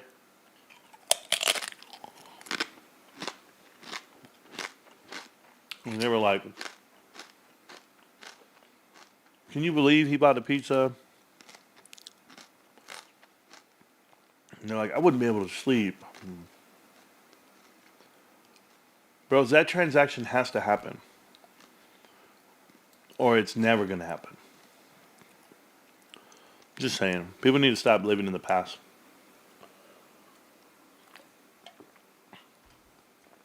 The value of things, like for you to get to the price point where you're at today on GameStop, Suit had to sell and get covered called and get assigned. Pi-Fi had to lose millions of dollars on options along with everyone else with them. Bed Bath & Beyond had to go bankrupt and all those idiots lose all their money. AMC had to get stock split and moved down and trash and a $1 billion market cap, and Tony De Niro had to promote it to people to lose money. That's the truth about what's happening today. All of these things had to happen. The domino effect of the stock market has to happen for you to be sitting here in front of me today with a significant position in GameStop. You don't get to buy your shares at $10, $9, 14, 15, 16 unless I hold. Unless I'm holding and I'm doing the right things at all times, you don't get to, along with everyone else. Roaring Kitty doesn't get to have a position of $500 million worth of GameStop unless we're all holding and figuring out what we find valuable and what we find the value in. It's all synergy. It all works together. It's a different type of energy. It's a different type of stock. It's a different type of company. And it's not what they want it to be. It's what you want it to be. Marantz, can you please review what possible negative obstacles our company may face, in essence, wargaming scenarios? Okay. Let's talk about that. What the company might face. I'm not a big what if guy. I don't live on that side of the world. I honestly, to be real with you, El Kabong, you've been awesome since you've come to the channel. But honestly, you have all these choices when you wake up. Choose to be happy, choose to be positive, choose to be excited. Those are all choices. There's not many scenarios where I play out the negative side of an investment or what could happen. Because anything could happen. The most negative things could happen. Gustavo Ornell jumps off of a building and kills himself, allegedly. And when that happened and Ryan Cohen sold his shares just weeks before, they sensationalized headlines and said that they were in a money laundering scheme and they're manipulating stocks and stock securities fraud. They tarnished his name, his family, tried to throw Ryan under the bus with it. Like these are the worst things that could happen. You could never predict that they would happen. And I tell you, the negative things coming to GameStop could be anything. Because when you back a rat into a corner, who knows how crazy they get. And right now we have these short sellers backed into a corner. And they've attacked me personally. I know a lot of people that are mad about it, about what happened to me and my family, and how we got doxxed and how everyone attacked us because I spoke out against private equity, because I spoke out against an investment like Bed Bath & Beyond, because I was in the crosshairs of private equity. I still am to this day.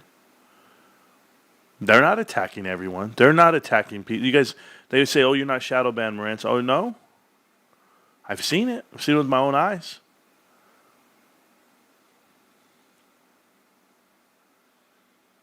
The topics we talk about here on this channel are truth. You don't want the truth? You can't handle the truth? I'm aware of that. The world people choose to live in. The one where they cheer on football teams, baseball teams, celebrities. That's their life, not mine. Guys, There is not one role model that's alive playing professional sports today where I tell Mike, you need to emulate them and their passion and the direction in life. No. Half of those dudes sleep with other women and not their wives. Half those dudes abuse money by buying the bottles when they go to clubs and or paying for prostitutes. I don't need to try to divvy out the weeds from not. For every Tim Tebow, I can show you 2,000 knots. So, like, I give an example of something that, like, is very apparent to me, like children. I call them children. But I was watching a football game this weekend, college football, a couple of different ones, where the opposing team surrounded a different player of the other team, and they started like jousting at each other and start fighting. Flags come out, like kids can't control themselves.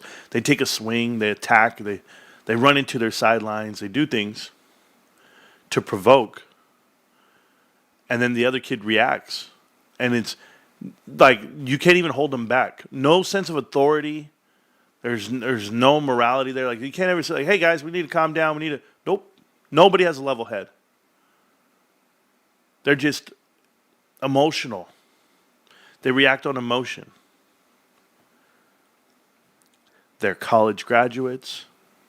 They're in school. They're educated, you would think. They're assets. They're doing what they do for a living, and they get paid to do it. And they still don't know how to act in public while on their job.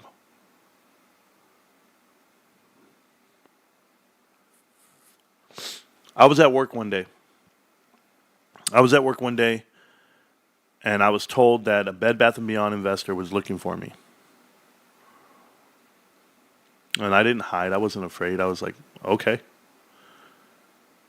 And a guy walked up and wanted to fight me. He wanted to fight me on the spot, and he said, "Yeah, I want to fight you because he lost $80,000 on his investment in Bed Bath & Beyond."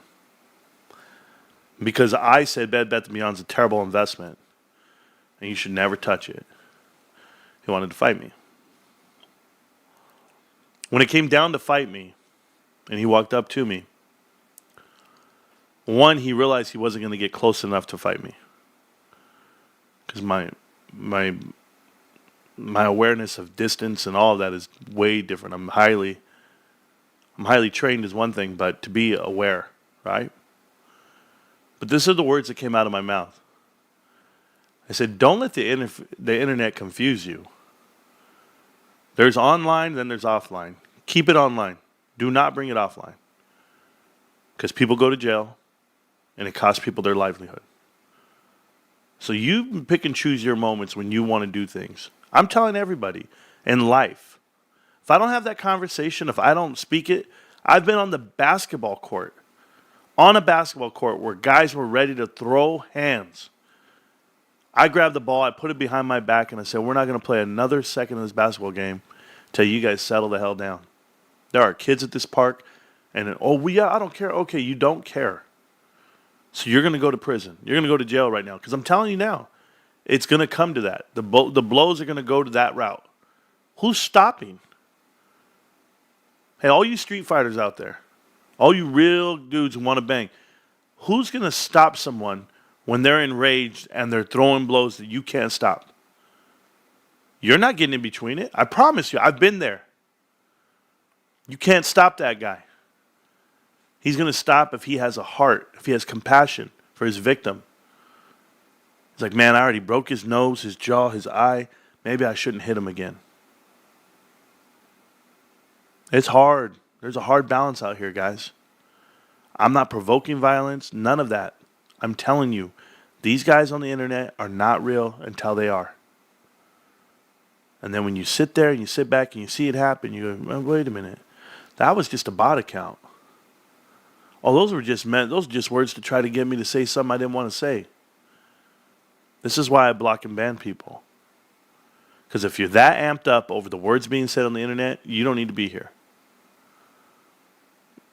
That's it. Make your own platform, go start your own show, and hopefully people watch you. But it's scary, guys. It's scary out here for a lot of families that promote or like, to create content. And then you ask yourself, why is only one content creator getting attacked? Why is only one guy getting provoked and shown out and all this? Why? Because he has a different opinion than you?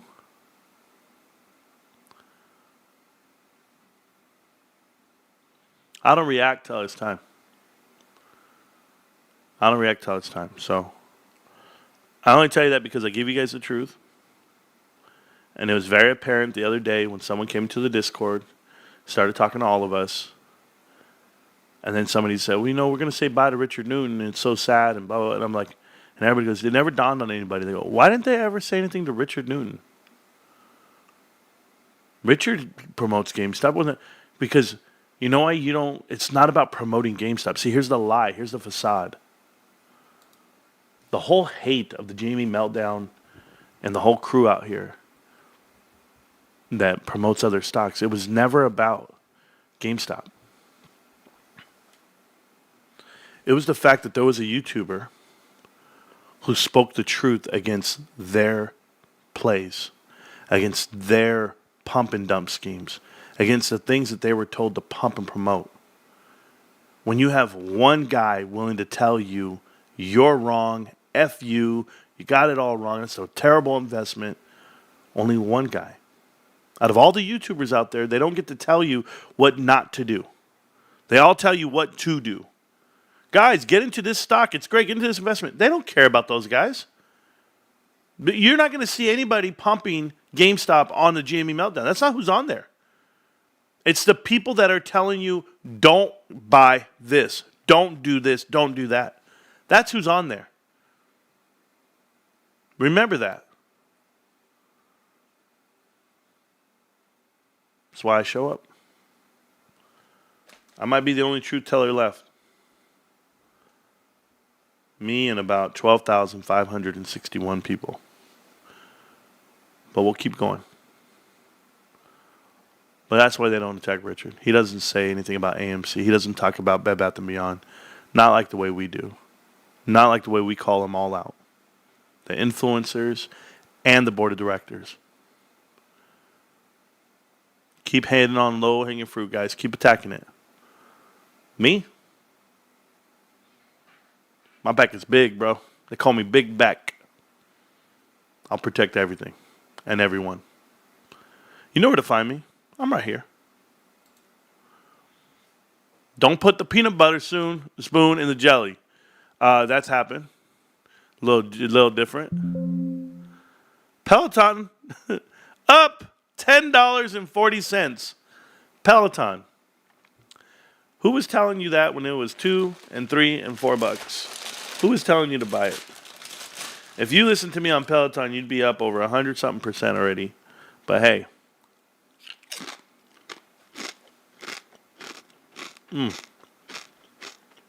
I'll eat a chip to that one. And that's for sure.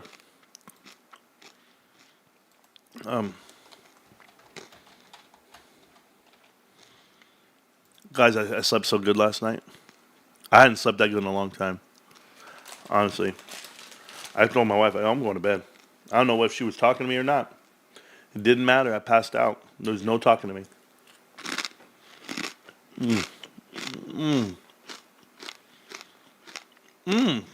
Great idea. It says, just take anyone to GameStop and let them pick out what they want from the store. That's a good idea. I also heard about putting money into envelopes and numbering them 1 through 50 and letting them pick an envelope and then they get whatever's in it. Some people get $20, some people get $1, some people get $100. Just give them an idea so you don't have to buy all these damn gifts, man. Sorry everyone for interruption, but he leaves all kind of chips in the salsa and the crumbs. Nah. There you go. Says, yeah, okay, the negative aspect, El Kabong, you were talking about that, weren't you? Yeah, I don't have a negative thing to go up against GameStop. I just don't. They're doing all the things right. They're doing everything right, you know? Money's right.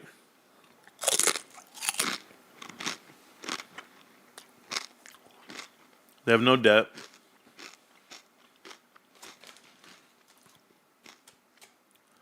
I can't wait till they announce a dividend.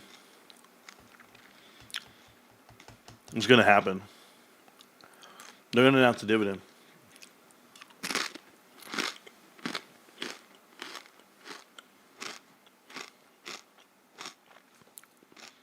And that's what you want. Okay.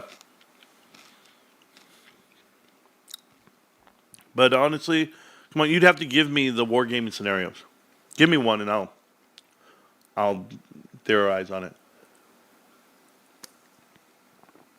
But for the last 2 years, 3 years, I've said GameStop can do no wrong.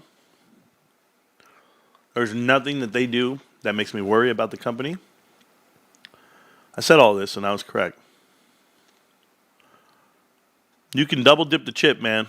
You can't double dip the chip. I don't double dip the chip. It's just the chips I eat. I only eat these types of chips. The Mexican style chips, the kettle ones that are hard and crunchy. Like, they have to be hard. They have to be thick and hard and crunchy. And that's just what has been. The real chips, bro. Don't bring me those Cantina chips, those little light ones.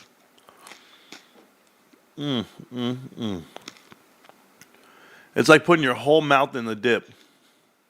What are you talking about, Flame? Ridiculous. I went to bed at 1 o'clock and I woke up at 9. Dude, 8 hours? Who's sleeping 8 hours? Not even possible for me. GameStop still killing it right now, guys? Just let me know. Oh yeah, still fighting it. Still going. Guys, we started out at $26 today. What was the open? $26.49. We're up huge.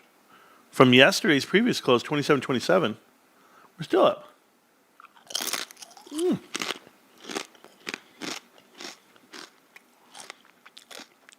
We only have 3 more hours on the market. And we only have 1 million shares traded. What do we have? Oh, not even 1% of the float traded. We have 4 million shares traded. Not even 1%. Stock is dead. It's dormant.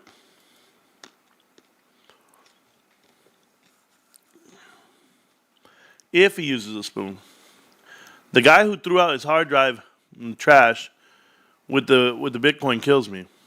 Yeah, you'll never see him again. You can never get them. They're never land. There's some Bitcoin that'll never be sold. Just like there's some GameStop shares that'll never be sold. I say that because I know.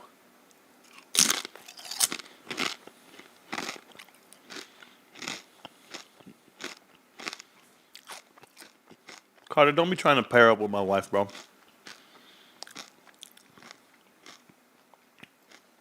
Talking about leaving the... What did you say here? My wife leaving the mail jar all crooked. Let me tell you something, bro. I do what I got to do. We pray for you, brother. Thanks. Last thing I heard about him was that he was suing. Oh, my goodness. Oh, no, I don't know. Sean Walker says, nice to finally catch you live again.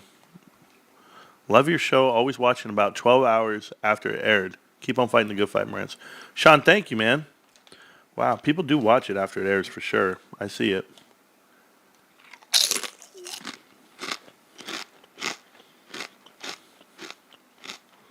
That was a good tip. They're all good tips, bro. Vin Chain says, that's the chewing of a man who knows that he's right and patient enough to wait for the results. Pam Hayes, you ain't never lie. Vin Chain says, is 200 GameStop enough?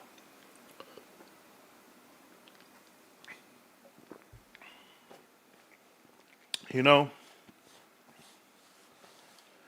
I think a couple of things. I think GameStop can shock the world if they earn enough money per year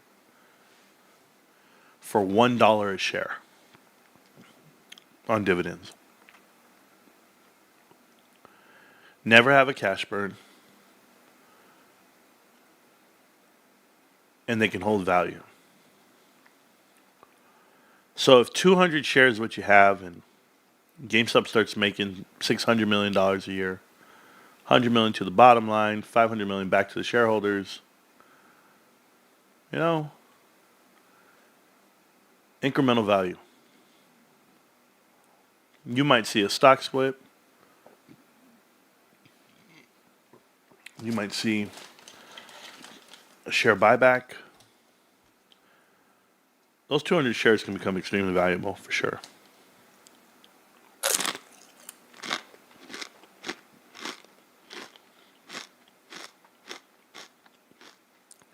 $200 shares at this price is around what, $5,400? It's a lot of money. I know people want you to believe the headlines of Wall Street Bets and these other guys who show their portfolios with 500,000, 500 million.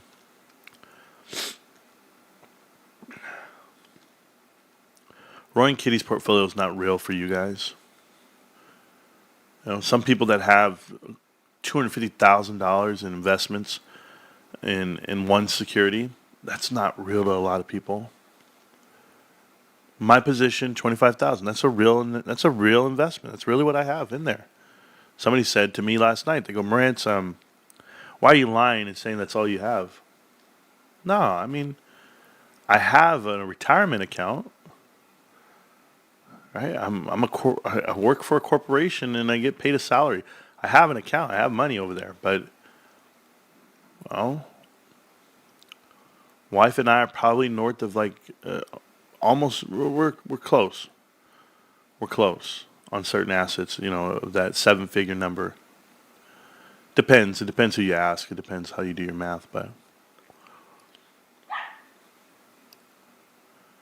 if you factor in like.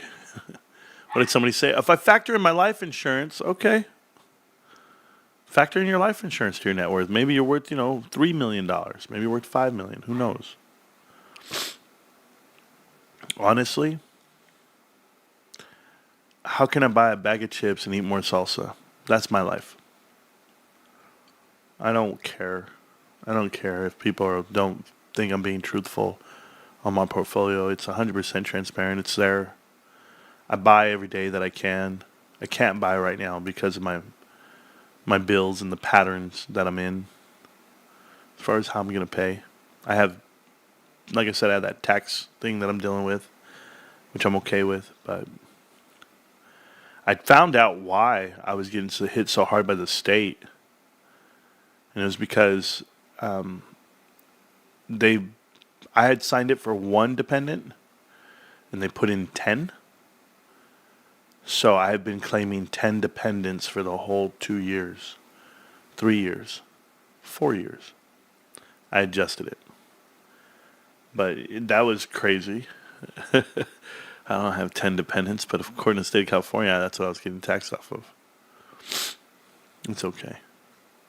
GameStop will be in the S&P 500 in 6 months. Marantz 3 years ago. Amir Khan, show me the video.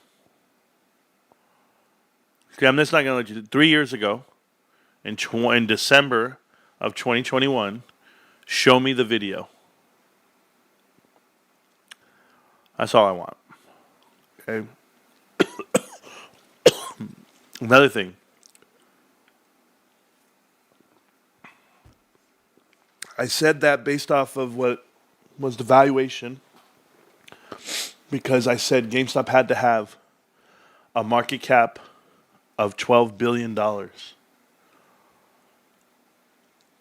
Think about it. I said GameStop has to have a market cap of $12 billion to get into the S&P 500 because that was the prerequisite at the time. 13 to 12 to 13 billion. Where are they right now? 12.2. All the way to 13 billion just last week. So hold up. GameStop's actually there at the number, but the S&P 500 raised the prerequisite to get in? Why? Why? Because valuations. Because the market's a lie. How many people have fallen out of the S&P 500 for having under that market cap? Biorads is out. Biorads, okay? Biorad Labs right here was in the S&P 500, down to $932 billion, 9.32. GameStop beats them. These guys just got out of the S&P 500 last month, last quarter. Who else? Etsy. I'll do it for you. Etsy's out now, and they were at $6.4 billion. And they were in the S&P 500 a quarter ago. Hold on, the whole bottom half's coming out of the S&P 500? No way. No way. Who's at the bottom of the S&P? That's all what I want to know. I've done it before. I've looked at every single damn company at the bottom. Hit list. These are all the companies GameStop has to be better than to make it to the S&P 500. Macy's, $4 billion. Terrible. Gone. Wayfair, $6 billion. Terrible. Gone. Dillard's, $7 billion. Terrible. Gone. The Gap, $9.8 billion. Never going to happen. BJ's, $12 billion. Just like GameStop. Just like GameStop. Look at this. All-time highs going towards the goal. You think it's going to get there? You think it's going to beat GameStop? Penske Automotive, $11 billion. Already beating them. Bath and Body Works, had a gap up after earnings, $8 billion. Five and Below, $5 billion. Restoration Hardware, $6.95 billion. Abercrombie and Fitch, $8 billion. Big Lots, bankrupt. And Burlington, $18 billion. The magical number. The magical number for the S&P 500, Burlington Coat Factory, is just that. I told you it's a play from private equity. But I wasn't wrong 3 years ago when I said they needed $12 billion for the S&P, because that's all they needed. But it's gone now. They're designed to grow. The fact that you failed to articulate or accurately forecast the required market cap just shows your faulty evaluation model. No, Amir. That's not what it shows. Could you explain how the market can go up 50%? It was 12 billion, now it's 18 billion. 50% increase at the bottom half? Yet the bottom half of the S&P is not up 50%? The index is up 20%. 2 years in a row. Yet the bottom half to get in is up 50%. Explain that to me. And explain to me how the Mag 7 are the index darlings that actually keep it above 20%. That's the only reason why. How the hell can you explain the bottom half being so high other than to avoid GameStop? It's not a coincidence. Or is it? Rants, I get paid 12 and 13. Is that too late to contribute for the kids? Not sure if you're planning on doing anything before Christmas. Kabong. El Kabong. Just let's be clear about something. Anytime you give back to the channel, it's going to GameStop. Like, that's just it. I don't get the money that you guys give to the channel. I don't get it for another month. By the time I get it, then we go do whatever we're doing for the show.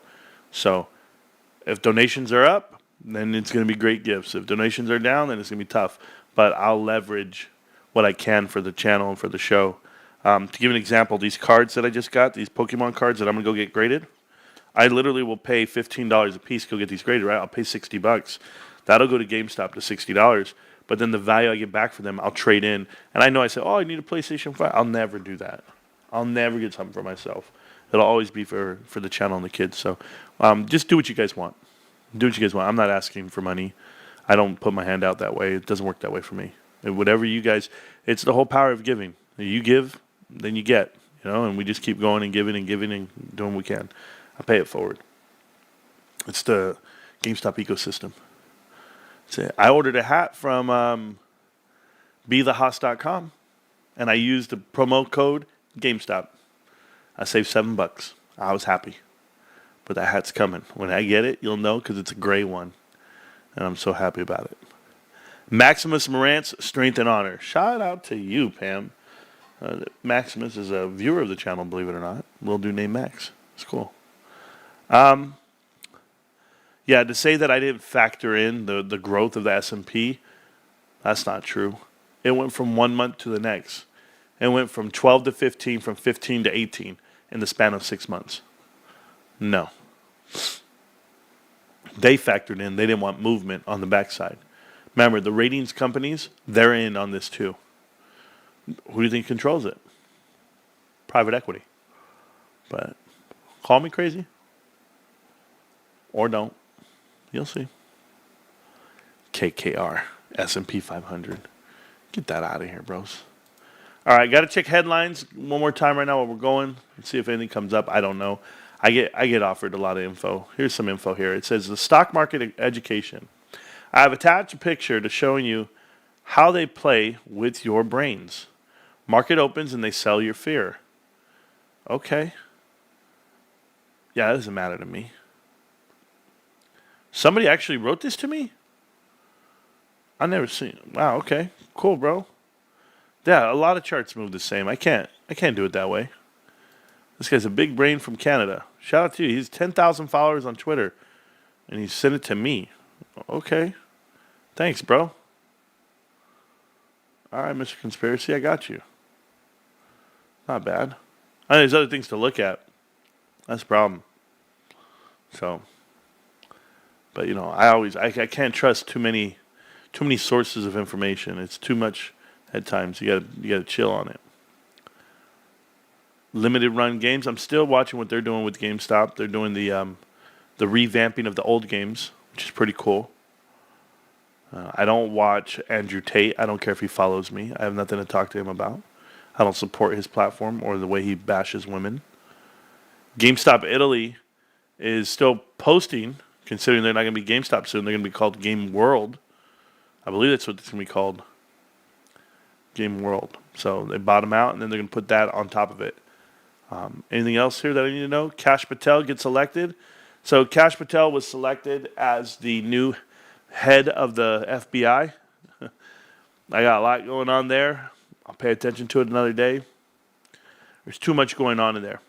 So the top insiders trades of last week, billionaires continue to sell into the highest priced market in history. Yes, we know that. So everyone's selling. That's what they're trying to tell you here. Good job, Kevin Malone. Kevin Malone follows me as well. Good guy for YouTube and for GameStop. Huge GameStop supporter, which I don't have a problem with. Yes, the intended, the coup that they're trying to do in South Korea to take over has failed. People are now calling for the president to be imprisoned. Okay. But I guess it's failed. We'll see how it goes. South Korea, they're very political over there. Without weapons, believe it or not. They don't even have firearms, which is pretty cool. They protest with rocks and tomatoes. And I'm not exaggerating. I've been there. I've held the shields. I've been there. That's all I can tell you. When I say the shields, we had riot gear. We had all the mount and the mobilized urban terrain gear. And we're standing shoulder to shoulder doing our thing. I'm just looking up headlines before I get... You know, I say I go bell to bell, but here's the problem about going bell to bell with you guys. It's going to be a lot of TFT, bros. I am in the mood to play video games on my day off. And I can't have you guys judging me. I can't have you guys like getting mad at me for doing what I want to do on my day off. Because the truth is, man, I love my life, bros. I live a different life than you. I'm not like rich or anything. I'm just rich with energy and passion for my stuff. And I do have to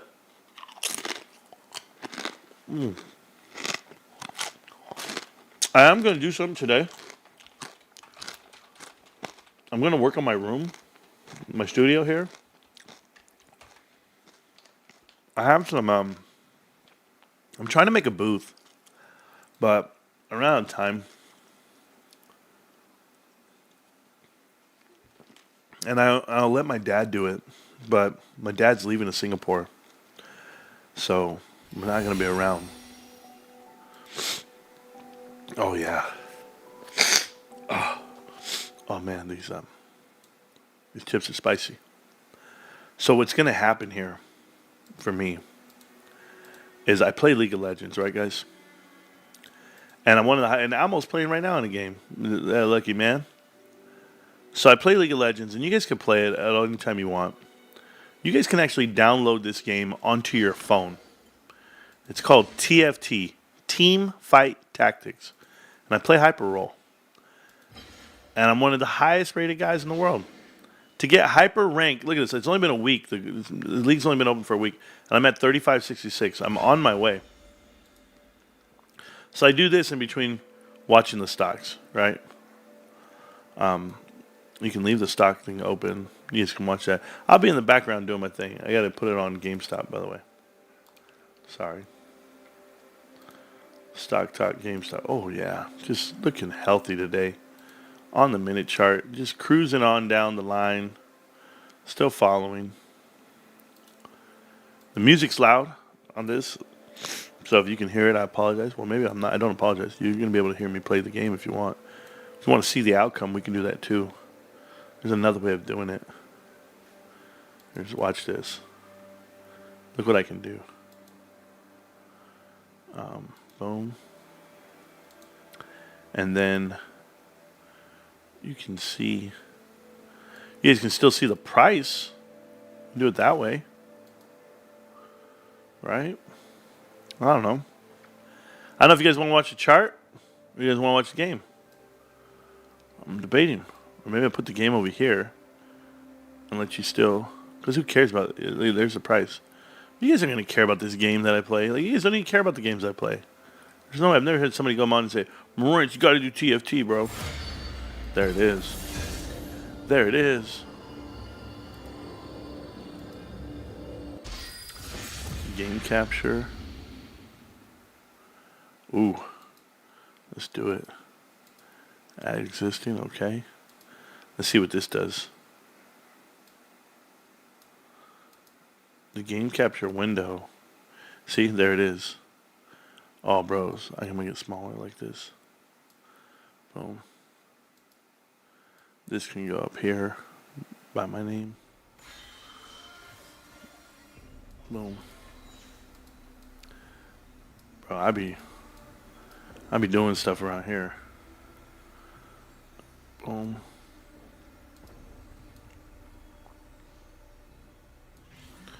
There it is. And then you got the stock, you got everything, you got the whole world here right in front of me. Oh man, I feel so productive right now. There we go. Rant's moment on Tate was so cringe and so dudish. Yeah. Ruben, my man.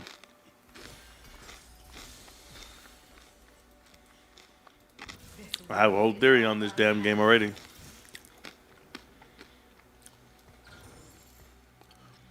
People don't know this, but I force my build every game. I find a way to get there. Every game.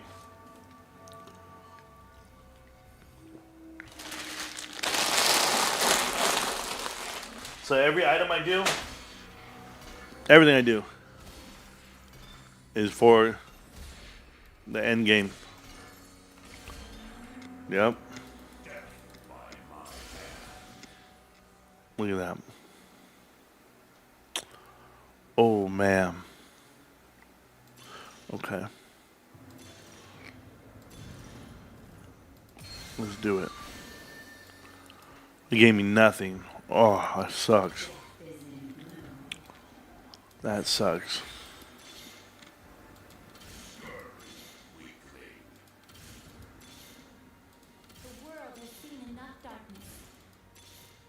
Oh, come on.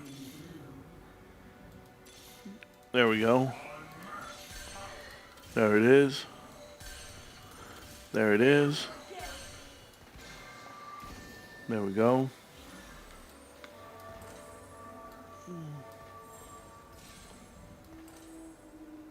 There we go. Still working on it.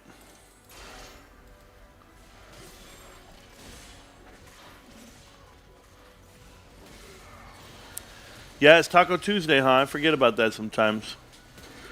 Since these guys are having a battle on Tuesday or on tacos.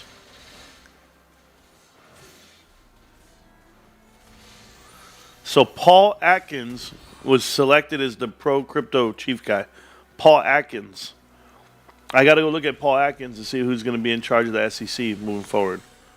Paul Atkins. Cool.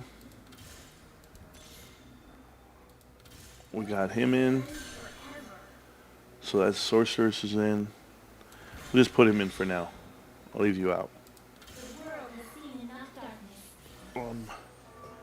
Maybe I go this way. Yeah. Who's the other conqueror? Oh, perfect. All right. He's definitely going in. Yeah, I lost that round. My bad, guys. It happens. 27.43 on GameStop. Still looking great. Love the stock moving. I'm still trying to get, what is it, a hyper rank here on this game style.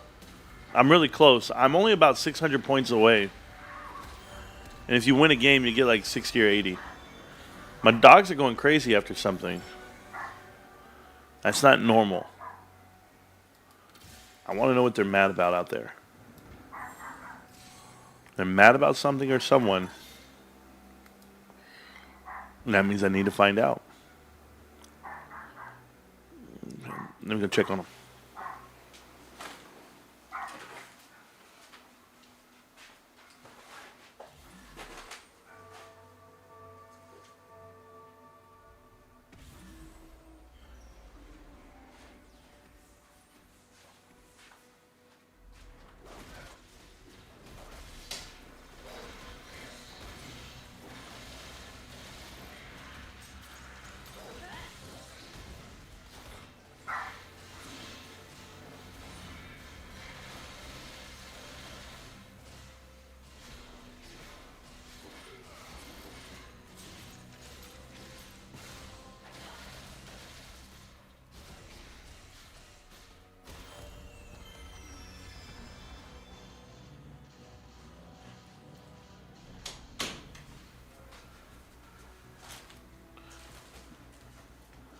All right, guys, I'm back. Sorry. Oh, so I lost that round? That sucks. It's okay. We're good there.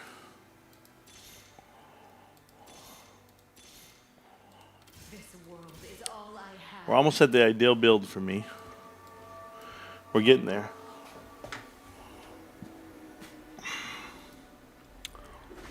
$27.35 on GameStop. Going to reach down and touch that little line of support.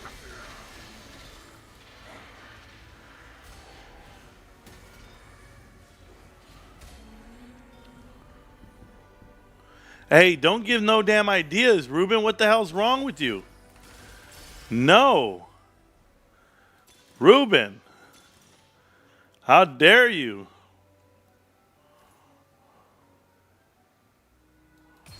Yeah, that's crazy, bro. Ruben just out here talking out of turn. Crazy talk. Ruben's out here wilding, bro. No. I can't deal with that right now.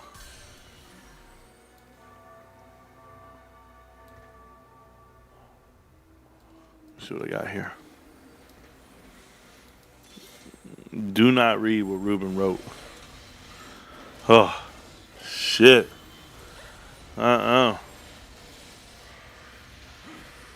off on Friday, Saturday. I'll do it Friday. I will do it. And we all have to, but let it happen. Oh my God, bro. I just got, like, honestly, that hurt my heart, bro. It actually hurt my heart because I'm over here thinking about it. I'm like, yo, this is about to hurt. Oh, this is not fun. Honestly, I don't understand it, to be real with you. Putting up Christmas lights, guys, you're basically, like, every time you do it, you're literally thinking about your whole life while you're up there.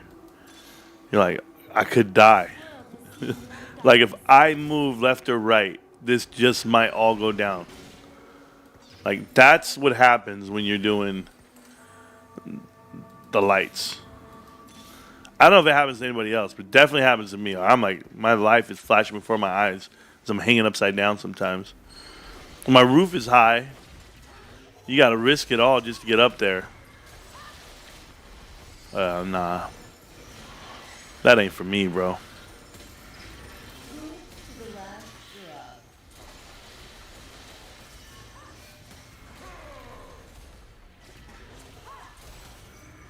Here we go. Kill that dude. Killed it? No, they got me. Oh, yeah. Oh, yeah. I beat the guy who's undefeated. Got him. Oh. That was rough. Rough. Yeah, cool. Okay. Let me think. I'm ready. You are. No, I gotta take it. So I gotta take it. Yep.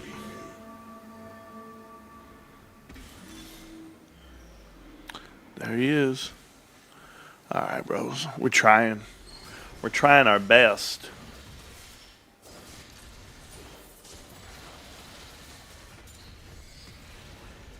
Ooh. Got them all. Why is this dude so strong? Okay. I can't do anything about it. These two dudes are strong as hell. Oh. Yep.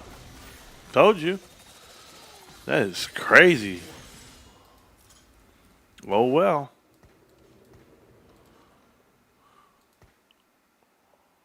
I need another black rose right there. I got him.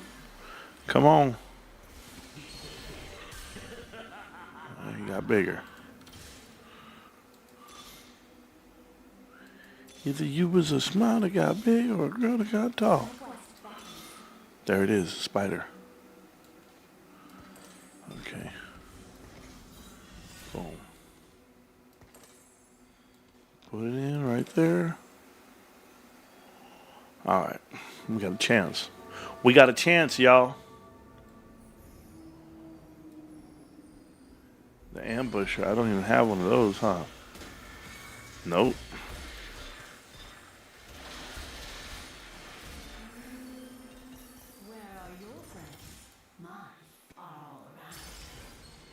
Oh, Visionary Quest. Oh, man. You can get one right now. What does it do? No. No, I don't need it.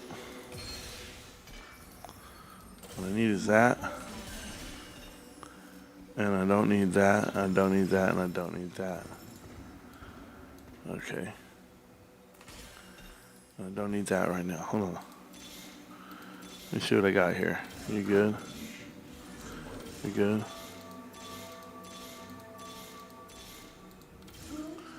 Damn it.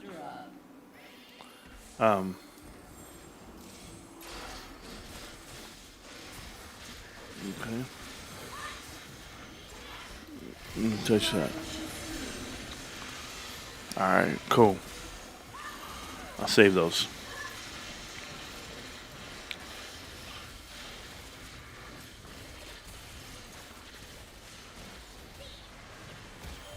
Boom. Alright. Still winning, guys. Still winning. We'll check the stock after each game. 27-29 right now on GameStop. Not looking hot. Not looking hard. Not hard to get past. My dogs start barking. That's stop barking. That's crazy. Who knows what's going on? So I got 2 more of those. So am I ready? Oh, I'm not ready yet. No, I'm gonna wait. I'm gonna wait. That's what I'm gonna do. Put his ass in. Huh. Alright. Yeah. Oh, put you in. Good. Leave you on the sideline, which is good. That, good. Yeah, I don't know. Oh, you need to get in too, huh? Both of you. Okay. Cool.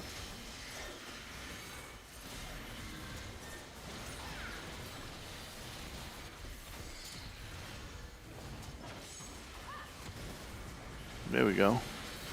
Got that kill, okay. We're working it slowly. We got to walk up and down this line here. There we go. Hit him, hit him. Last time this guy beat me. Yeah, not this time. Hitting hard, baby. Hitting hard. Hitting hard. What are you going to do? You ain't doing nothing, bro. Get out of here. All right. You got a chance. Remember, in this game style, you just want to make top 2. Or, I'm sorry, top 4. That's it. Make top 4, and you're in. Ooh. Ooh. Got a lot here. I don't need you. I just need you, Rebel 1. That's all I need. Alright, I'll wait for the gold. Who knows what I get, man? I'm really close to getting to level 3 on something.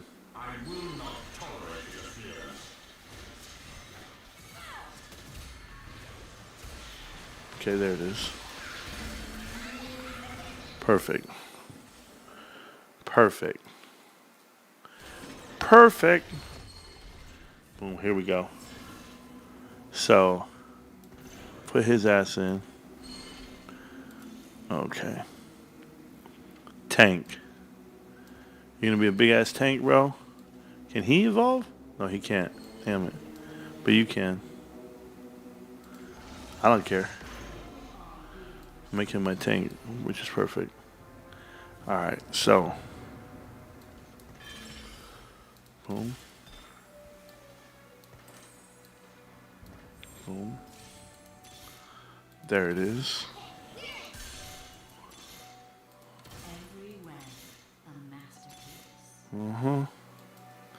So let him do his thing. Black Road, you got it? So one more and one more. Ooh, my God. I'm so close. I'm so close to doing everything I want to do. See if I can get there. And you know what you're going to do? You're going to get this. All right, you get this one. And then you can have that. Yeah, let's go. All right, I think I'm right. Not only that, but they're painting the outside part of the house. I told her paint takes a few weeks to stay hard now. Yeah, bro. I'm too old to fall for lights. Yes. Told my wife 6-foot ladders is all I'm going up. Yeah, it's crazy, bro. You risk your life to put up lights. I just want people to know that. Dads put up lights every year, right? Yeah, they're risking their life when they do that. I'm going to hang on for this, Nami. I lost that round. That was not good. I almost had him. I'm currently in second place. But I got a chance. Here we go. So you need to put that one over there. You need to put, you can go there. Okay, let's see. Give me something. Come on, right here. Damn it, man. Nothing. Man.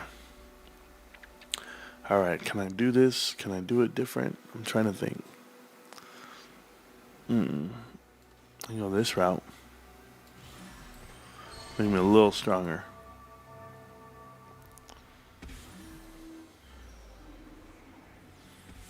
Let's see what we got. Damn, he's got a big ass Vi. Big old Vi.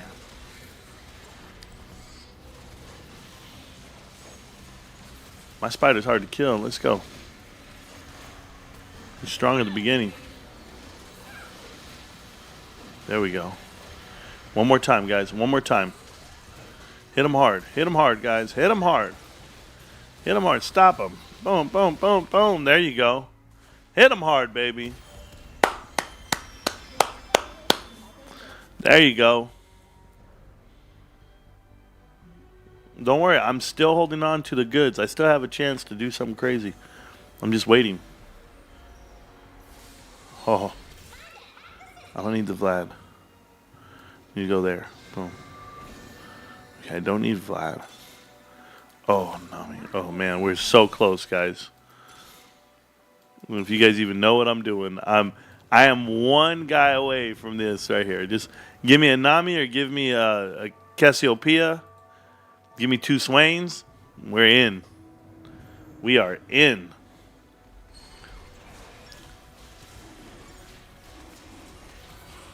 We'll do it right here. Right here, right now. Oh, there. They gave me a Cassie. There it is. Okay, let me get this. Let me get this piece right here for you. Okay, let me think. Nope. Nope. Boom, there's a swain. One more. No. Got it. I do.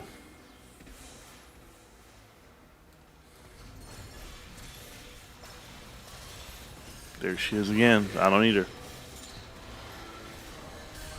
Let's go, Cassie. Let's go. Oh, this guy's stronger now?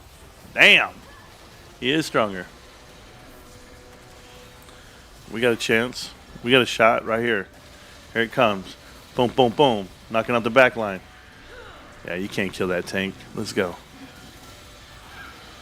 Get it? Get it. Get at me, bro. Get at me, bro.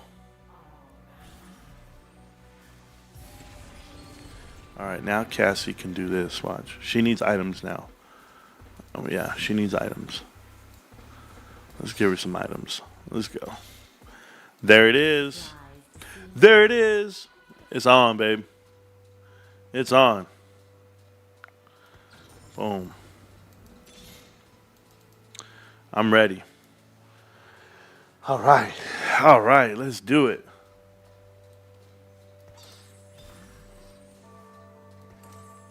Let's go. Let's go. I might get first place right here. That's what we're looking at. Great info on the laser interview. Thank you so much, man. Stop and hit the like button. Thank you guys so much. Yeah, I'm relaxing today. It's my day off. No. Do not kill my girl. Oh, she's still hitting. She's still hitting. Oh, we're in trouble. Damn. All right, so this guy, Joan Wick, might get first place. Joan Wick hits hard. Joan Wick's the truth. I'm already top 3. Sounds good. So it doesn't matter. Doesn't matter how it all plays out, guys. Boom. Let's do it. There she is. Let's get her. This item will go to her as well.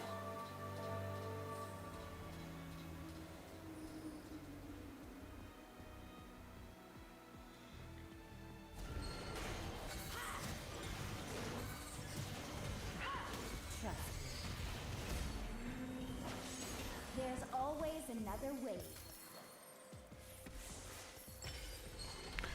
Let me think.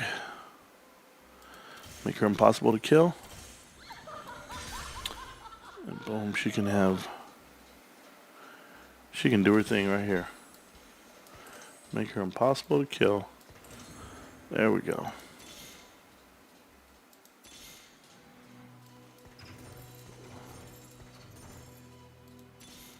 No. Come on, guys. Give me the guys. Give me the guys I need. They didn't give me the guys I needed. And it's about to be the last round. Right here. There it's one.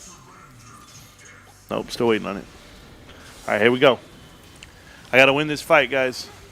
Against the Crackzillers. Because I lost against Joan. But maybe I got a shot right here. Maybe I got a shot. Nope, I don't have a chance. Damn, they're strong. Ooh, ooh, they were strong. No matter, I got third. I got points.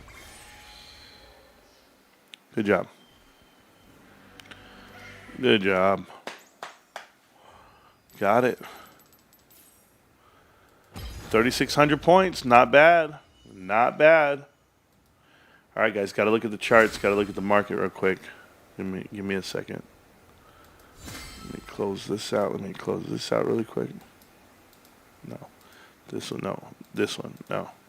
This one. All right. I will be right back. I got to go do something. Remember wifey said put the drinks in the ice chest or in the fridge? That's what I got to do. So I'll be right back. And I'll play a song while I'm gone. Enjoy it. What my wife said. Trust me, it don't taste good. I'm just eating it. Just going down the pipe. That's it. I'm like, oh, I guess I'll eat that. That's the way I'm treating it right now. I'll be all right. That's rough. But, you know. This is like a whole baked potato, bro. Nobody understand, like, potato salad is like a whole potato? It's just a potato. It's rough. A rough life to live. Ooh, this one's going to be hard. I lost this fight for sure. Yep. That didn't kill anybody right there. Nope. Look at that. Nothing. Oh, well.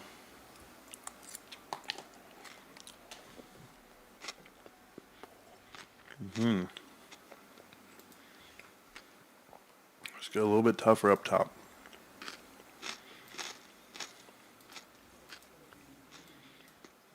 It's fine.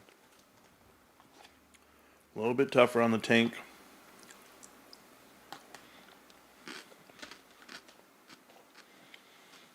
See if we can hang on a little stronger, a little longer. Got beat down last game. This is tough, bro. This is like a mukbang, like that one I did from McDonald's that one time.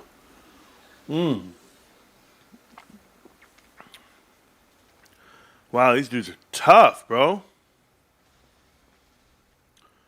Oh my God, that thing keeps hitting me? What the hell is going on here? This is not good. Oh, it's again.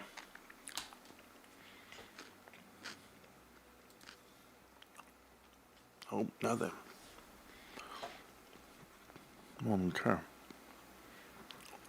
Oh, this damn thing didn't help me at all. No. Oh, there he is. I'll wait for him. There he is. There's Nami. Hurry up, bros. Give me my stuff that I need. These things, and you know, I don't like that they don't show you what shows up on your bar right away. That's what I don't like either. You'll see what I mean right now. We'll kill this one right here. And hopefully he'll give me some loot. Nope, nothing. Look at that, nothing. Gotta save him. Terrible. Terrible. Okay, nope. Nope. Oh, I'm getting that. Got it. Put the gloves on. Put them on. Put the gloves on right here. Boom. Put you right there. Just fine. Just fine.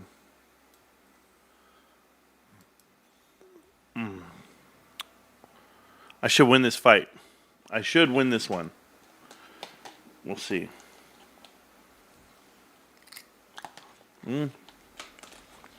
They're strong. But so am I.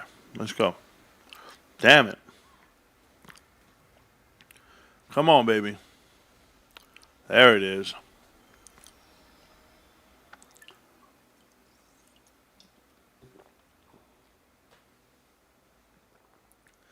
Told you I'd win. 27, some change still. Yeah, let me know if something happens, guys. Just type in the chat. Let me know. GameStop needs to hold up and needs to come back up right now. Okay, so there's that one. There's that one. Oh, come on. Come on, guys. Give me one more. It's going to take forever to get what I need.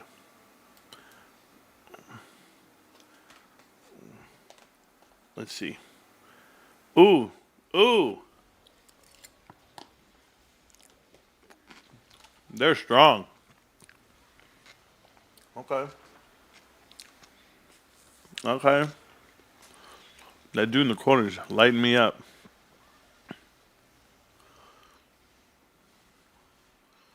Yeah, kill him now. Thank you. Yep.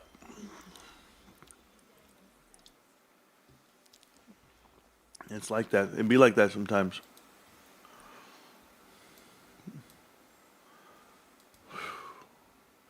There you are. I've been looking for you, bro. I've been looking for you. You bitch ass tank.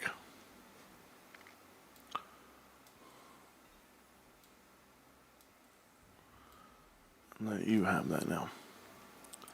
I move my items around a lot. But I'm almost done with this potato salad. Ooh. This guy's strong. Got a strong tank over there. Much stronger than mine. And both of mine. This guy in the front, this watcher. Yeah, he's a problem. Bro, I gotta survive one more hit. Right here. Got it. Oh, he killed me. Man, I almost had this game. Yeah, he's strong, dude. I want no part of that guy. That's for sure. Let's see. There you go. I do now. Let's go. Wonderful to the last drop. These guys jump on my back line. That's not a problem. I need the girl with the big gloves. I need the. You know, I don't like my 5-star Costco gym. You know. I'm just gonna.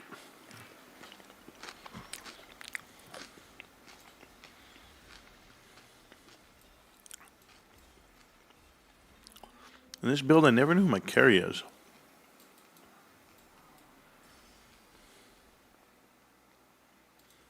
Ooh. Ooh. Mm-hmm. Let me see what it does. I don't know you. Don't want you.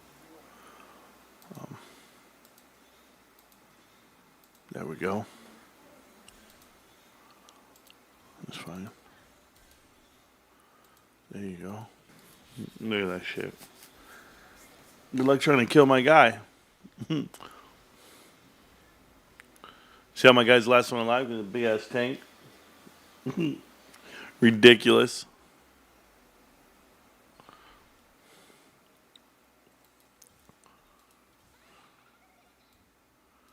It's fine. There we go. Alright, where's my are you? You're there. You're there. You can go there. You can go here.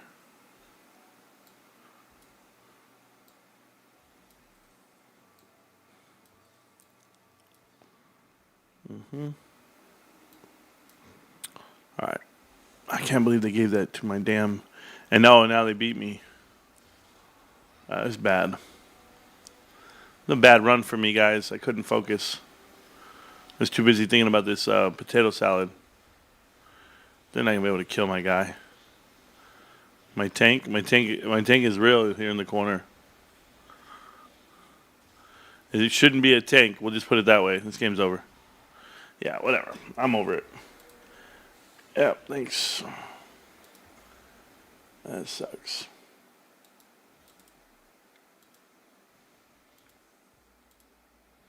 All right, there's market. I gotta go put away the. Hey, potato salad's gone, guys, out of the fridge. I honestly thought it was fruit salad when I first got it, but it didn't taste as good. So happens.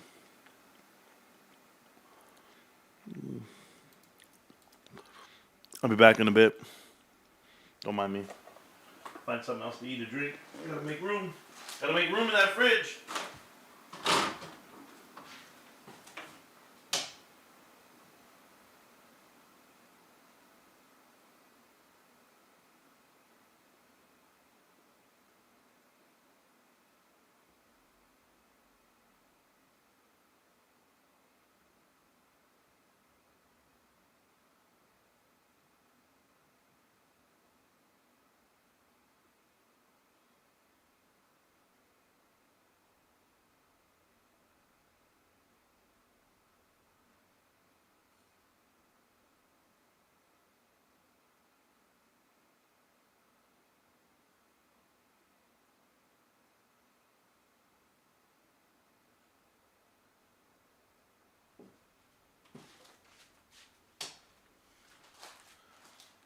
You know what, guys? I'm tired. Again.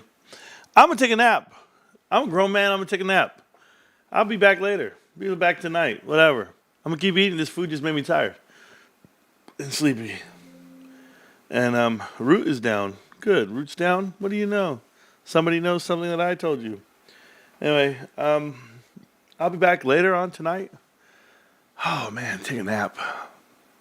I'm gonna lay down and take a nap, guys. I'll see you around, millionaires. If you need me, I'm fat right now. Yeah, I can't afford to buy it anymore. I'm down. I'm dead tired right now anyway. Oh. Fridge is still full. I'm going to eat ham next. I just looked at it right now. I stared at it. Oh, look at GameStop. Look at this candle. I stared at GameStop. No, I stared at the ham. And I go, oh, me and you, ham. Me and you. Hey, when I wake up, maybe it'll be $28. Who knows? I'm going to go to bed. All right, guys. GameStop, can't stop, won't stop GameStop. This is the one day I'm going to just lounge around and sleep. And I never